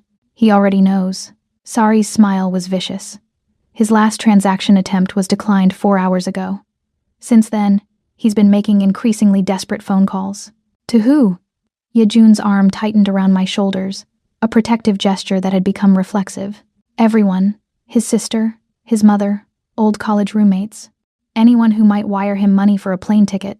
Sari pulled into an underground garage beneath a nondescript apartment building. He's trapped, broke, and starting to panic. The safe house was utilitarian surveillance equipment, secure communications, enough weapons to stage a small coup. Min was already there, coordinating with local assets, his expression grim when he saw us enter. We have a problem, he said without preamble. The FBI picked him up an hour ago. The bottom dropped out of my stomach. What? Interpol red notice came through. Indonesian police grabbed him at a currency exchange in Menteng. Min pulled up footage on one of the monitors, grainy CCTV showing Zach in handcuffs, looking smaller and more pathetic than I remembered. They're holding him at the embassy pending extradition. Then we've lost him, I said, despair creeping into my voice. The moment he's back in U.S. custody. He's already made a deal, Min interrupted. Turned state's witness. He's claiming you and Yejun conspired to frame him, that you're the real masterminds behind the forgery ring. The rage was instant and consuming.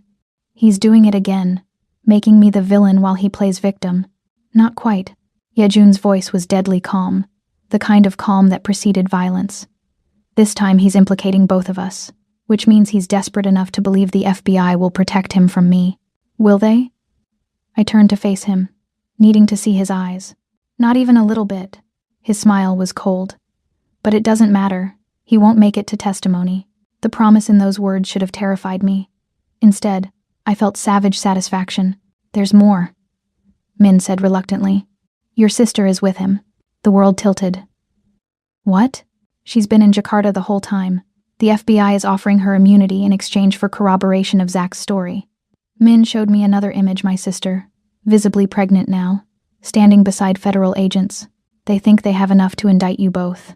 I stared at the image of the sister I'd once loved, now carrying the child of the man who'd tried to destroy me, and felt something fundamental break inside me. Not heartbreak that required some remaining attachment. This was colder, cleaner, the final severing of a bond that had been fraying for years. I need to see them, I said, surprising myself with the steadiness of my voice. Gracie, Yejun started, concern evident. I need to see them, I repeated, meeting his eyes. I need to look them both in the face and watch them lie to federal agents about me. I need that closure. He studied me for a long moment, reading depths I wasn't sure I wanted exposed. Finally, he nodded. Then we arrange a deposition. You, Zach, your sister, federal prosecutors. Everything recorded. Everything official. They'll destroy her, Min warned. Zach's lawyers are ruthless. Good, I said, and meant it. Let them try.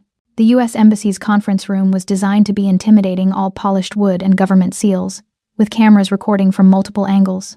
I sat across from Zach for the first time since the cathedral, and the reality of him was almost laughable compared to the monster I'd built in my mind. He'd lost weight. His expensively tailored clothes hung wrong now, and there were shadows under his eyes that spoke of sleepless nights and mounting paranoia. When his gaze met mine, I saw fear flicker across his features before he masked it with bravado. Gracie. He tried for warmth, for the charm that had once worked on me. I'm so glad you're safe. When I heard Yejun had taken you, save it. I cut him off, my voice arctic. We're not doing this. We're not pretending you're concerned for my welfare. The federal prosecutor, a severe woman named Claire, leaned forward. Miss Leonard, we have testimony from Mr. Kent that you were the primary forger in his operation, that you deliberately created fake provenance documents and sold them to unsuspecting collectors. Do you? I pulled out my tablet, queuing up files I'd spent weeks preparing. Because I have something better than testimony. I have proof. For the next hour, I systematically dismantled Zach's narrative. I presented the technical analysis of the paintings, showing how the restoration techniques used were beyond Zach's skill level and knowledge base. I provided emails where Zach had specifically requested I use certain cleaning methods without explaining why.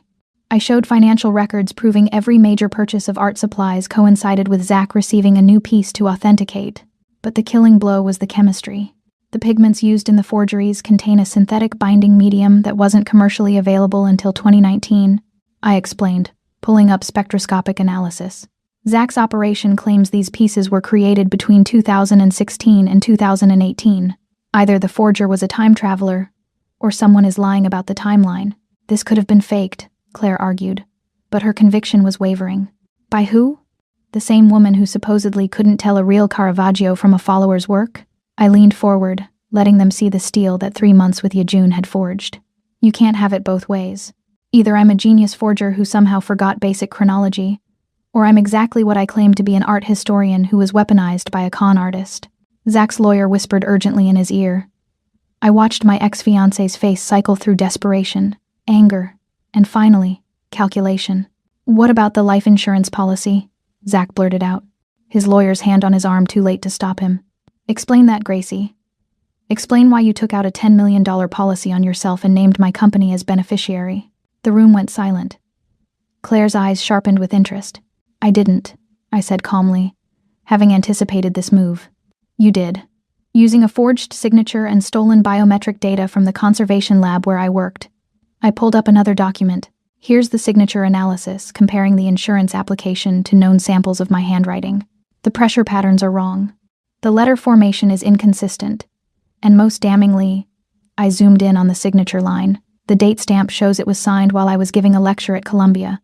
A lecture with over 200 witnesses and security camera footage. Zach's face went gray.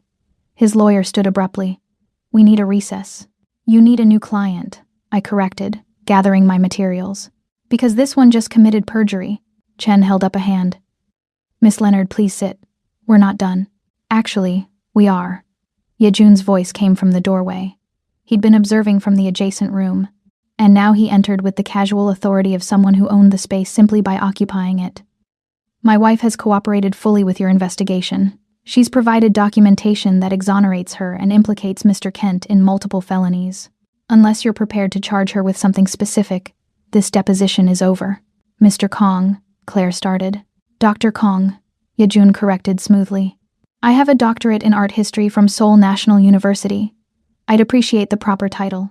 He moved to stand behind my chair, his hand settling on my shoulder in a gesture that was both possessive and protective. Now, are we done here? Chen looked between us, clearly frustrated but lacking ammunition. For now, but don't leave Jakarta. Wouldn't dream of it, I said sweetly, standing.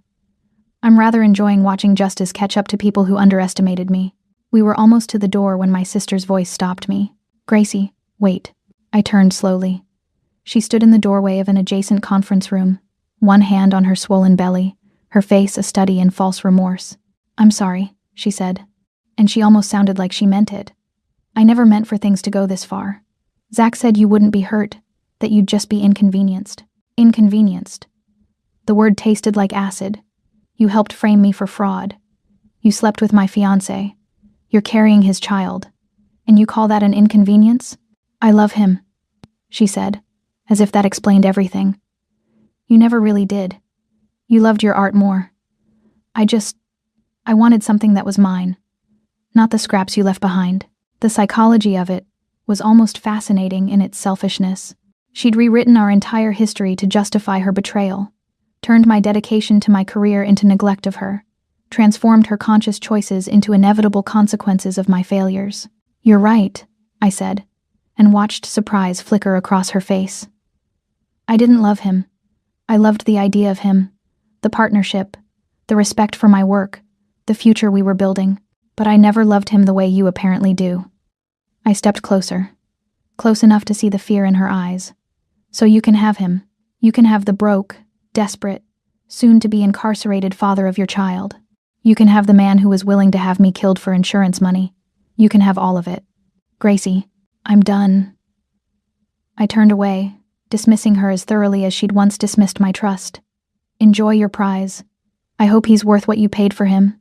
Yejun's hand found the small of my back as we walked away, guiding me through corridors that blurred with unshed tears I refused to let fall. Not here. Not in front of them. Not when I just won. The embassy's back exit led to a covered garage where Sari waited with the car. We slid into the back seat, and only when the door closed and the outside world disappeared did I finally let the tremors start. You destroyed him, Yejun said quietly, pulling me against his chest. You walked into that room and systematically dismantled every lie he built. You were magnificent. Then why do I feel like this? My voice cracked despite my best efforts. Because you're human. His hand stroked through my curls, the gesture soothing. Because you can be strong enough to face your betrayers and still feel the wound when you're safe enough to acknowledge it. I hate that she's pregnant. I admitted into his shirt. I hate that some part of me still cares that she's about to tie herself to a monster. That's not weakness. That's proof you're better than they are. He tilted my face up, his thumbs brushing away tears I hadn't realized were falling. You offered her closure and walked away. She'll spend the rest of her life wondering if you were right. What happens now? I asked, needing the tactical focus to override the emotional spiral. Now the FBI's case against you collapses. Zach's deal is worthless, without your sister's corroboration, and her immunity hinges on providing testimony that supports his version of events. Yejun's smile was grim. Without that, they're both exposed to the full weight of federal prosecution. And us? We go home. His hand cupped my face with devastating gentleness. We return to New York, and we start living instead of surviving. After Jakarta, I reminded him, my voice steadier now. You promised after Jakarta. His eyes darkened with heat that made my breath catch. I did. And I keep my promises. His thumb traced my lower lip. But first we end this properly. We make sure Zach understands exactly what he lost and what it's going to cost him. The car wound through Jakarta's traffic toward the safe house, but I barely noticed the journey. I was too focused on the man beside me, on the weight of his promises, on the future that was finally, impossibly, within reach.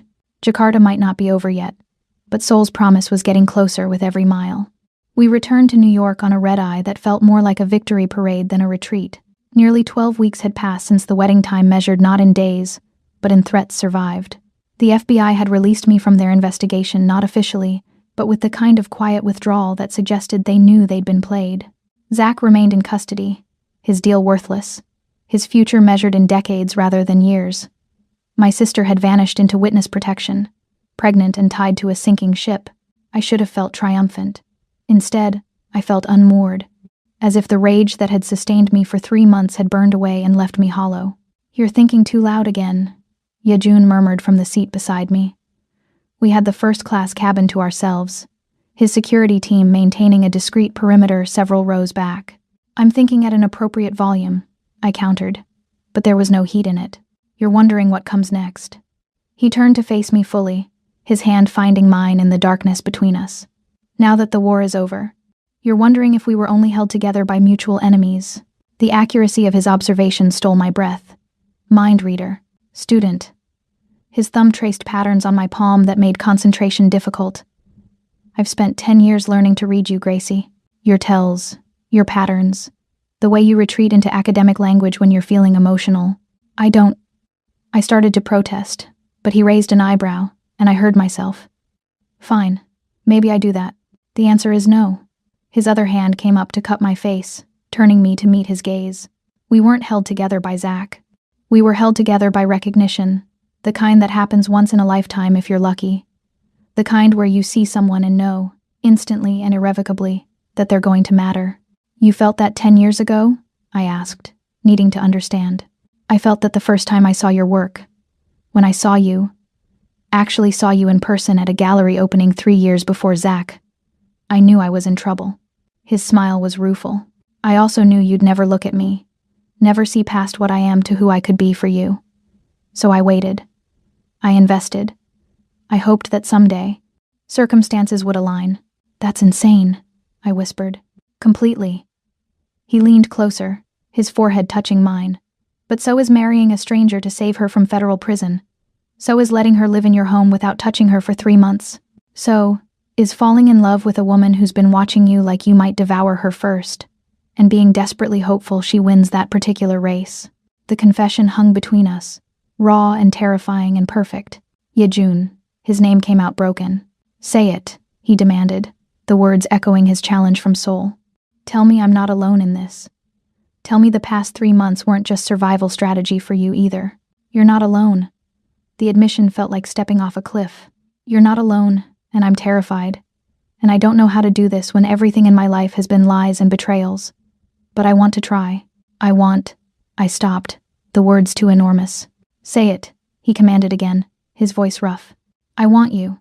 It came out barely audible. I want whatever this is between us. I want to stop running from it and see where it leads. His kiss was answer and celebration and promise all at once. Different from Jakarta's heat or Seoul's hunger, this was claiming with tenderness, possession with permission. His hands framed my face like I was something precious and dangerous all at once, and I opened for him with a sound that definitely should have embarrassed me. When we finally broke apart, both breathing hard, his smile was pure triumph. Mine, he said simply. Yours, I agreed, and felt the truth of it settle into my bones. The plane touched down at Teterboro just after dawn, and exhaustion hit me like a physical blow. Yejun guided me through the private terminal and into the waiting car, his arm around my waist the only thing keeping me vertical. Sleep, he murmured as we settled into the back seat. I'll wake you when we're home. Home. The mansion. Except somewhere during 3 months of living there, it had stopped feeling like a prison and started feeling like exactly that home. I must have dozed because I woke to the car stopping and Yejun's hand on my shoulder. Gracie, we're here. I blinked awake, expecting to see the familiar gates of the estate. Instead, we were still blocks away, and Min was standing beside the car with an expression that made my blood run cold. Problem, he said tersely. The estate's compromised. Armed response detected penetration of the south perimeter 15 minutes ago. The exhaustion vanished, replaced by adrenaline-sharp clarity. Zach? I asked, though I knew it was impossible. He was in federal custody in Jakarta. Someone Zach hired before we took him down. Yejun's voice was deadly calm as he checked his phone, pulling up security feeds. He sent the kill order from a burner phone in the Jakarta currency exchange, 3 minutes before the police grabbed him. They've been prepping the assault for 24 hours. How many? I watched the feeds over his shoulder figures in tactical gear moving through the gardens with military precision. 8 confirmed. Possibly more. Min was already coordinating with the security team. They're looking for something specific. They've bypassed the main house and are heading for the east wing. My wing. My rooms. They're looking for me, I realized. No. Yejun's hand found mine, squeezing with barely controlled violence. They're looking for the documentation you kept. The proof of Zach's crimes. He must have thought you'd bring physical copies back with you. I did, I admitted. Backups of everything in the safe in my study. Yejun's jaw clenched. Then we need to get you far from here. No. I surprised myself with the firmness. That safe has biometric locks. They can't access it without me. If we run, they'll just wait us out, and eventually breach it. Gracie. Your home, I interrupted, meeting his eyes. You're asking me to let them destroy your home because it's safer to run? That's not who you are. And it's not who I am anymore. Something shifted in his expression. Pride mixed with exasperation. You're suggesting we engage 8 trained mercenaries because you've decided to stop running? I'm suggesting we end this. I turned to Min. What's our tactical advantage? Min looked between us, clearly torn between professional protocol and respect for my agency. Yejun gave him a slight nod. We know the estate better than they do, Min said. And we have remote access to all security systems, locks, lights, climate controls. An idea crystallized, wild and dangerous, and exactly the kind of plan Yejun would appreciate. The East Wing Gallery. It's climate-controlled for the art, right? Independent HVAC system? Yes, Yejun said slowly, seeing where I was going. And the windows are reinforced to protect against UV damage and potential theft? I was thinking out loud now, puzzle pieces clicking into place. Bulletproof glass, seismically resistant frames. Min's expression shifted to something like approval. You want to trap them? I want to use the house itself as a weapon. I met Yejun's gaze. You taught me to understand my value, to wield my strengths instead of hiding them. My strength is knowing how to protect art. Those mercenaries are just another threat to preservation. Yejun's laugh was dark and full of pride. You're suggesting we use museum-grade security systems as a tactical advantage. I'm suggesting we show them what happens when they threaten things you've protected for a decade. I pulled up the estate blueprints on my phone, the ones I'd studied during weeks of insomnia. Can we access the gallery's environmental controls remotely? Yes, but... Min stopped as understanding dawned. You want to create a hypoxic environment. Museums use oxygen deprivation to control pests and preserve organic materials, I explained, warming to the plan. Lower the oxygen content in that wing below 15%. Museum-grade preservation systems disrupt barometric zones. Standard rebreathers don't compensate fast enough. And they'll have less than 2 minutes before they're unconscious. That's insane, Yejun said. That's strategic. I met his eyes. And it's non-lethal. They'll wake up with headaches and zip ties, not body bags. You've been spending too much time with me. But he was already coordinating with his security team, deploying them to secure the perimeter while we prepared the trap. We approached the estate on foot, using service entrances and blind spots in the security camera network that the mercenaries wouldn't know existed. The pre-dawn darkness was our ally, along with our intimate knowledge of every shadow and sightline.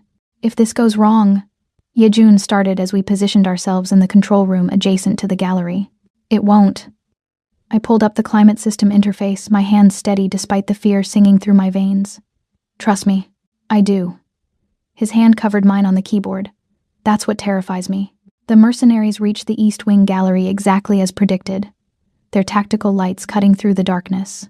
8 figures, professionally equipped, moving with the kind of coordination that spoke of military training. Now, I whispered, initiating the lockdown protocol.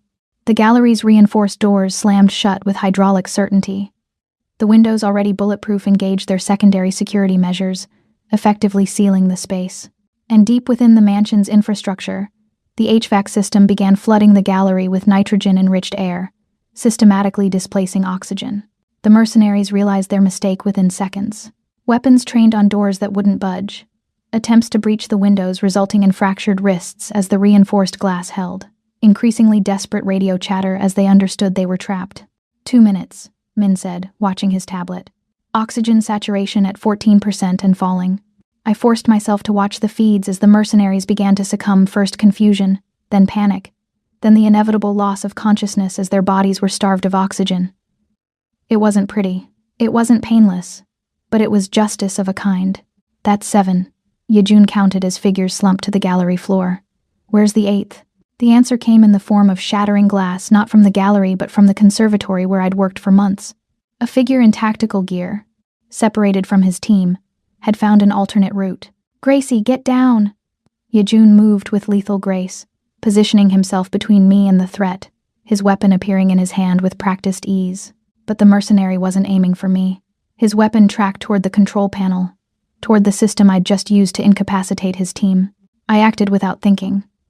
My hand slammed down on the emergency override, and every magnetic lock in the mansion disengaged simultaneously, including the one on the gallery door. The mercenary's eyes widened as he realized what I'd done. I'd freed his unconscious teammates, but I'd also activated every alarm and brought every security measure online. The mansion itself became a hunting ground, and we knew it far better than he did. Yejun moved. One moment he was beside me.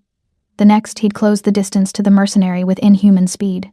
The fight was brief and brutal, professionally trained soldier versus man who'd spent a lifetime surviving in a world where weakness meant death.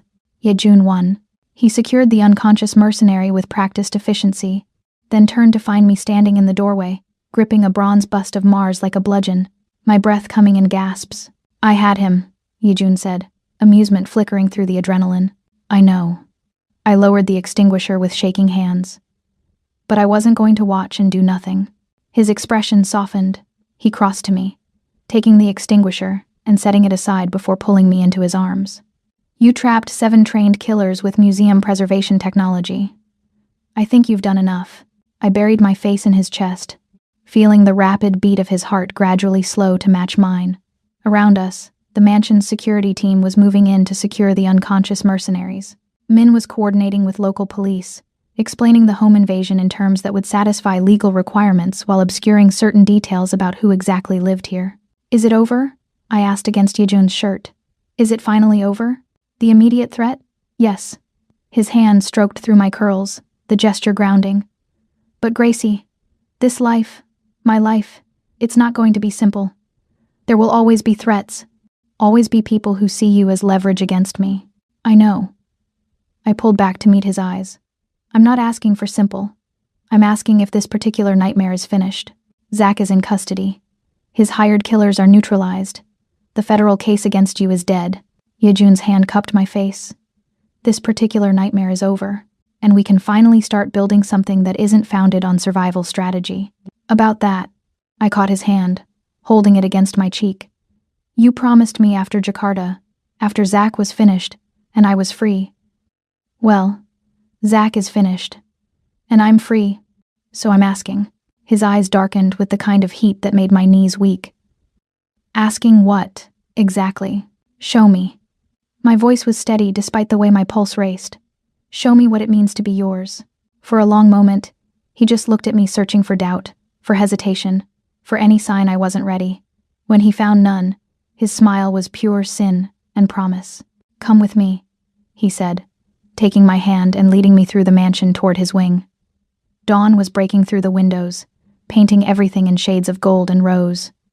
We passed Min, who took one look at our joined hands and very diplomatically found somewhere else to be. Yejun's suite was exactly as I remembered from the one night I'd sought comfort there, spare, elegant, somehow both martial and intimate. But this time, I wasn't seeking comfort. I was seeking consummation of every promise we'd made in the shadows and the spaces between words.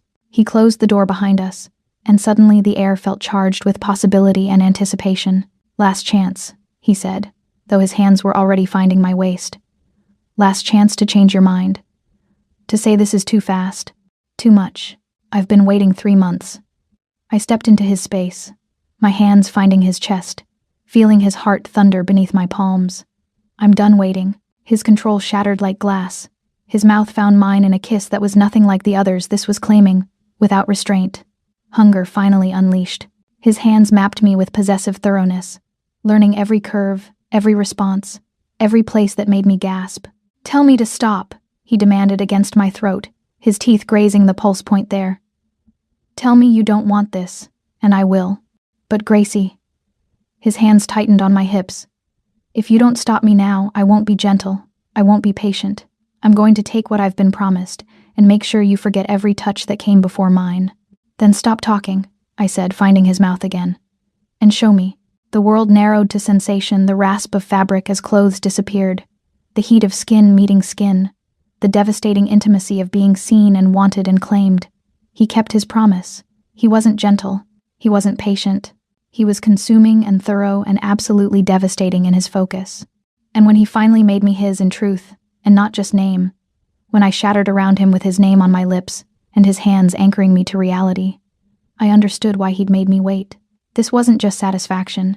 This was transformation, the final burning away of who I'd been and the claiming of who I'd become. After wrapped in silk sheets with dawn painting patterns across skin, he traced lazy patterns on my spine and asked, "Regrets?" "Only that we didn't do this sooner," I admitted, turning to face him. The vulnerability in his expression caught me off guard, this dangerous man looking almost uncertain in the aftermath. "I love you," he said simply. I've loved you since I read your name on a thesis 10 years ago. I've loved you through every minute of waiting, watching, wanting, and I'll love you through whatever comes next. The confession should have terrified me. Instead, it felt like the final piece clicking into place. I love you too, I whispered back. And I'm choosing this. Choosing you. Choosing us. His kiss was tender this time, a promise rather than a claiming. Mine, he murmured against my lips. Yours, I agreed. But Yejun? I need you to know something. What? That conservatory glass you just replaced? That mercenary I trapped? That fire extinguisher I was going to brain him with? I met his eyes. I'm not your damsel anymore. I'm your partner. Your equal. And the next threat that comes for us, we face it together. His laugh was full of pride and love and dark promise. I wouldn't have it any other way. Outside, the sun rose over the estate, painting everything in gold.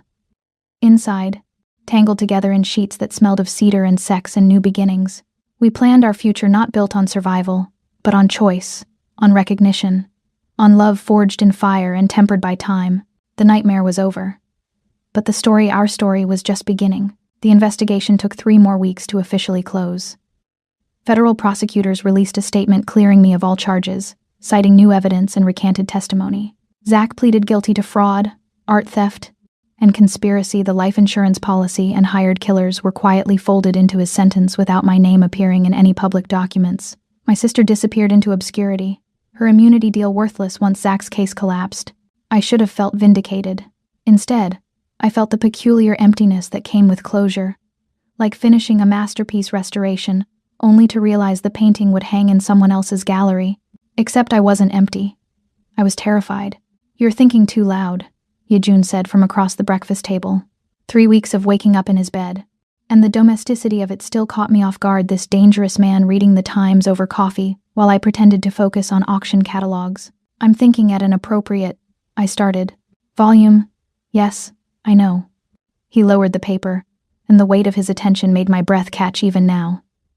But you're not thinking about art. You're thinking about the dinner, tonight. The dinner where I'd meet his family, not just his lieutenants or his security team, but his mother, his aunts, the matriarchs of the Kong family who held real power behind the throne. I'm thinking I don't know how to be what they expect, I admitted, abandoning the pretense of the catalog.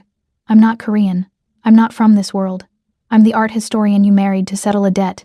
And now you're the woman I love, Yejun interrupted, rising to move around the table. His hands settled on my shoulders, thumbs working the tension there. Now you're my wife. Now you're the person who trapped 8 mercenaries with museum technology and then threatened to brain the 9th with a fire extinguisher. That's not going to impress your mother, I said, but I was leaning into his touch. My mother, Yejun said carefully, has survived 3 decades as the widow of a Kangpei boss. She'll respect strength far more than she respects traditional femininity. His lips found the shell of my ear. Trust me, she's going to love you. I wasn't convinced, but I nodded anyway. The dinner was held in the mansion's formal dining room, a space I'd never seen used, all dark wood and subdued lighting that somehow felt both elegant and vaguely threatening. Yejun's mother arrived first, a small woman in her 60s with steel-gray hair and eyes that missed nothing. Mrs. Kong, I said, offering my hand. It's an honor to meet you. She ignored my hand and instead studied me with the kind of thorough assessment I'd only ever received from museum curators evaluating a new acquisition. Finally, she spoke in accented but precise English. You are not what I expected. I'm sorry, I started, but she held up a hand. I expected someone who needed my son's protection, someone fragile who would require constant defense. Her gaze sharpened. But Yejun tells me you turned his home into a trap for hired killers, that you use oxygen deprivation like a weapon, that you destroyed the man who tried to use you in a federal deposition without raising your voice. I had good teachers, I managed, acutely aware of Yejun beside me, tension coiled in his frame. Yes, his mother agreed. You did. My son has been preparing for you for 10 years. I'm pleased to see you were worth the wait. She turned to Yejun, switching to rapid Korean that I couldn't follow. Whatever she said made him relax fractionally and respond with obvious affection. She approves, he translated when his mother moved to greet the other arriving family members. She says, you have the eyes of someone who knows how to protect what's valuable. Your mother is terrifying, I whispered. Yes. His smile was pure pride. But so are you. That's why you'll get along. The dinner was a revelation. I'd expected interrogation, judgment, the subtle undermining I'd experienced from Zach's family. Instead, I found curiosity. Yejun's aunts wanted to know about my work, my restoration techniques, the paintings I'd authenticated. His cousins, some legitimate business owners, others clearly connected to the family's less legal enterprises, treated me with the kind of respect usually reserved for made members of the organization. And through it all, Yejun's hand on my knee under the table, steady and grounding, reminded me I wasn't performing for their approval. I was simply existing in his world, and that was enough. Tell me, Yejun's mother said when the meal was winding down, about the Caravaggio. The room went quiet. Every eye turned to me. Which one? I asked carefully, knowing there were 3 in Yejun's collection. The one you didn't know you were revealing. Her smile was sharp. My son tells me you spent 6 months carefully removing centuries of overpainting without realizing you were uncovering a lost masterpiece. That your ex-fiancé deliberately fed you false provenance to keep you from understanding the value of your own work. That's correct, I confirmed, unsure where this was leading. And now that you know? She leaned forward, and I felt the weight of her full attention. Now that you understand your genius was weaponized, what will you do with it? The question hung in the air, loaded with implications I was only beginning to understand. I'm going to do what I should have done from the beginning, I said slowly, the answer crystallizing as I spoke. I'm going to authenticate the truth. Not what collectors want to hear, not what increases value, just the truth, regardless of consequences. Yejun's hand tightened on my knee, pride and possession in equal measure. Good, his mother said. Because the Kong family's collection needs a curator. Someone who understands value beyond price. Someone who can't be bought or intimidated into false authentication. She stood, the gesture somehow signaling the dinner's end. Someone who trapped 8 mercenaries with museum technology and threatened to brain the 9th with a fire extinguisher. I blinked, looking between her and Yejun. You told her that part? I told her everything, Yejun said, rising with me. She needed to know who you are, what you're capable of, why I waited a decade. His mother approached me, taking my hands in hers, the first touch she'd initiated all evening. My son chose you over every eligible woman in our world. He married you to save you, then fell in love with you despite every rational reason not to. Do you understand what that means? That he's insane? I offered weakly. Her laugh was sharp and genuine. That you're family now. Not by blood, but by choice. And in this world, choice is more binding than blood. She squeezed my hands. Welcome, daughter. I hope you're prepared for what comes next. The other family members echoed the sentiment as they departed, cousins offering business cards, aunts inviting me to gallery openings, uncles making slightly threatening promises about protecting me from anyone foolish enough to threaten the Kong family. When the last guest finally left, I collapsed onto the couch in Yejun's study, my mind reeling. That went well, Yejun said, pouring us both scotch. Your family just recruited me, I said, accepting the glass. Your mother offered me a job. Your cousins invited me to what I'm pretty sure were money laundering operations, disguised as art shows. Your uncle threatened to kill anyone who looks at me wrong. Yes. Yejun settled beside me, his arm coming around my shoulders. That's what happens when the family approves. You become one of us. I'm not. I stopped, because the protest felt hollow. I was one of them now. I'd proven it in blood and battle, and the ruthless dismantling of my enemies. What did I just agree to? To be yourself. His lips found my temple. To use your genius without apology. To protect what's valuable: art, family, truth. He paused. And to be my partner in every sense of the word. Not the collateral bride. Not the asset to protect. My equal. The word settled over me like a crown and a blessing and a burden all at once. There's something else, Yejun said, and the shift in his tone made me pull back to see his face. Something I've been waiting to show you until I knew you were truly choosing this life. He led me through the mansion to a door I'd never seen, opened hidden behind a bookshelf in the library, accessible only via biometric lock that accepted both our handprints. The door opened onto a staircase descending into darkness. Another vault? I guessed. A workshop. He flicked on lights, revealing a space that stole my breath. It was my restoration lab from the conservatory, but elevated to an impossible level. Equipment I'd only ever seen in major museums. Pigment libraries organized with obsessive precision. climate controls calibrated to archival standards, and covering every available surface paintings, dozens of them, hundreds perhaps. What is this? I moved through the space in a daze, recognizing pieces from art theft databases, from insurance claims, from the endless list of masterworks that had vanished over the decades. The Kong family's real collection, Yejun said quietly. The pieces we've recovered from black market sales, from criminals who didn't know what they had, from collectors who prioritized possession over preservation.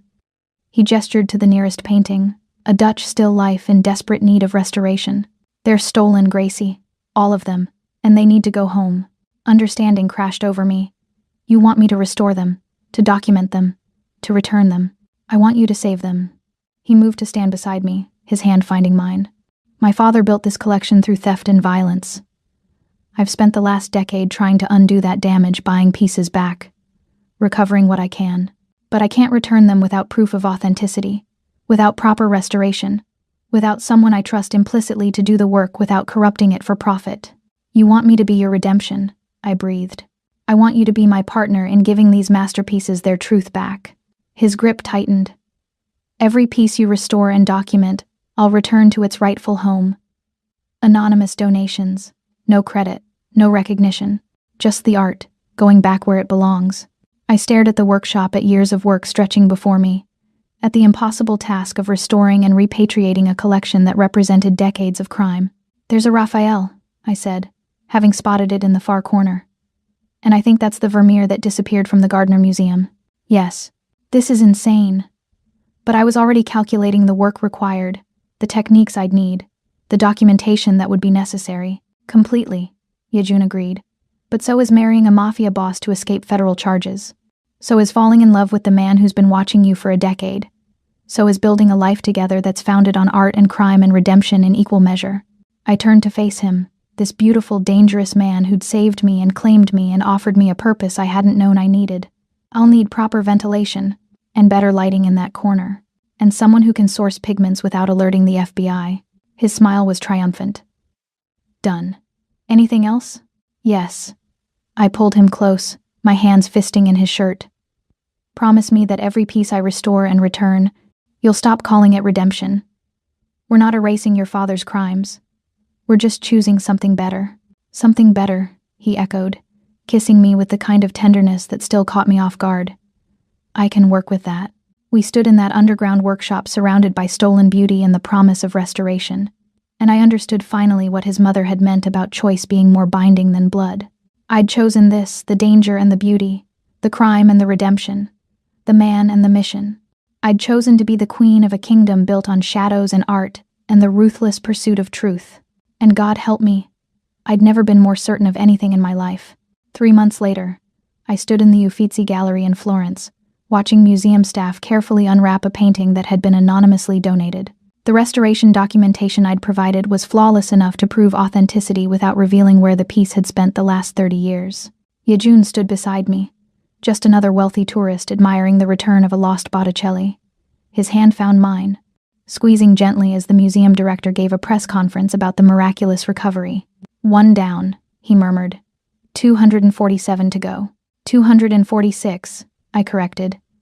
The Vermeer goes back to Boston next month. His pride was palpable. My brilliant, terrifying wife. Your partner, I corrected, turning to meet his eyes. In crime, in redemption, in everything, he agreed, kissing me there in the gallery surrounded by masterpieces and tourists, and the promise of a future we were building together, not perfect, not simple, but entirely and irrevocably ours. Later, on the flight back to New York, I pulled out my tablet and updated my working list of restorations. Beside each piece, I'd noted not just the technical requirements, but the emotional cost, the history of each work, the families it had been stolen from, the justice that returning it would serve. What are you thinking? Yejun asked from across the cabin, scotch in hand, watching me with that intensity that still made my breath catch. I'm thinking that I was wrong about something, I said, setting the tablet aside. That day in the cathedral, I thought I was just collateral damage, a tool someone else had used and discarded. And now I know I was never damaged. I was just incomplete. I met his eyes. I was a masterpiece, with centuries of overpainting obscuring what was underneath. And you gave me the tools to strip away what other people had added and reveal what was always there. His smile was soft, rare, the kind he only showed when we were alone. And what was always there? A woman who knows her value, I said simply. A woman who chooses her own battles. A woman who loves a dangerous man and builds something beautiful from the ruins he inherited. Yejun crossed the cabin to kneel beside my seat, taking my hands in his. I love you, Grace Leonard Kong. I loved the potential I saw 10 years ago, and I love the reality even more. I love you too, I whispered, leaning down to kiss him. My guardian devil, my patient hunter, my partner in redemption. Forever? He asked against my lips. Forever, I promised. And in that moment, suspended between continents and lives, surrounded by the ghosts of stolen art and the promise of returned beauty, I understood that I'd found something even rarer than a lost masterpiece. I'd found myself, and I'd found him, and that was worth every moment of the nightmare that had led me here. The collateral bride had become the queen, and the debt was finally, impossibly, joyfully paid in full.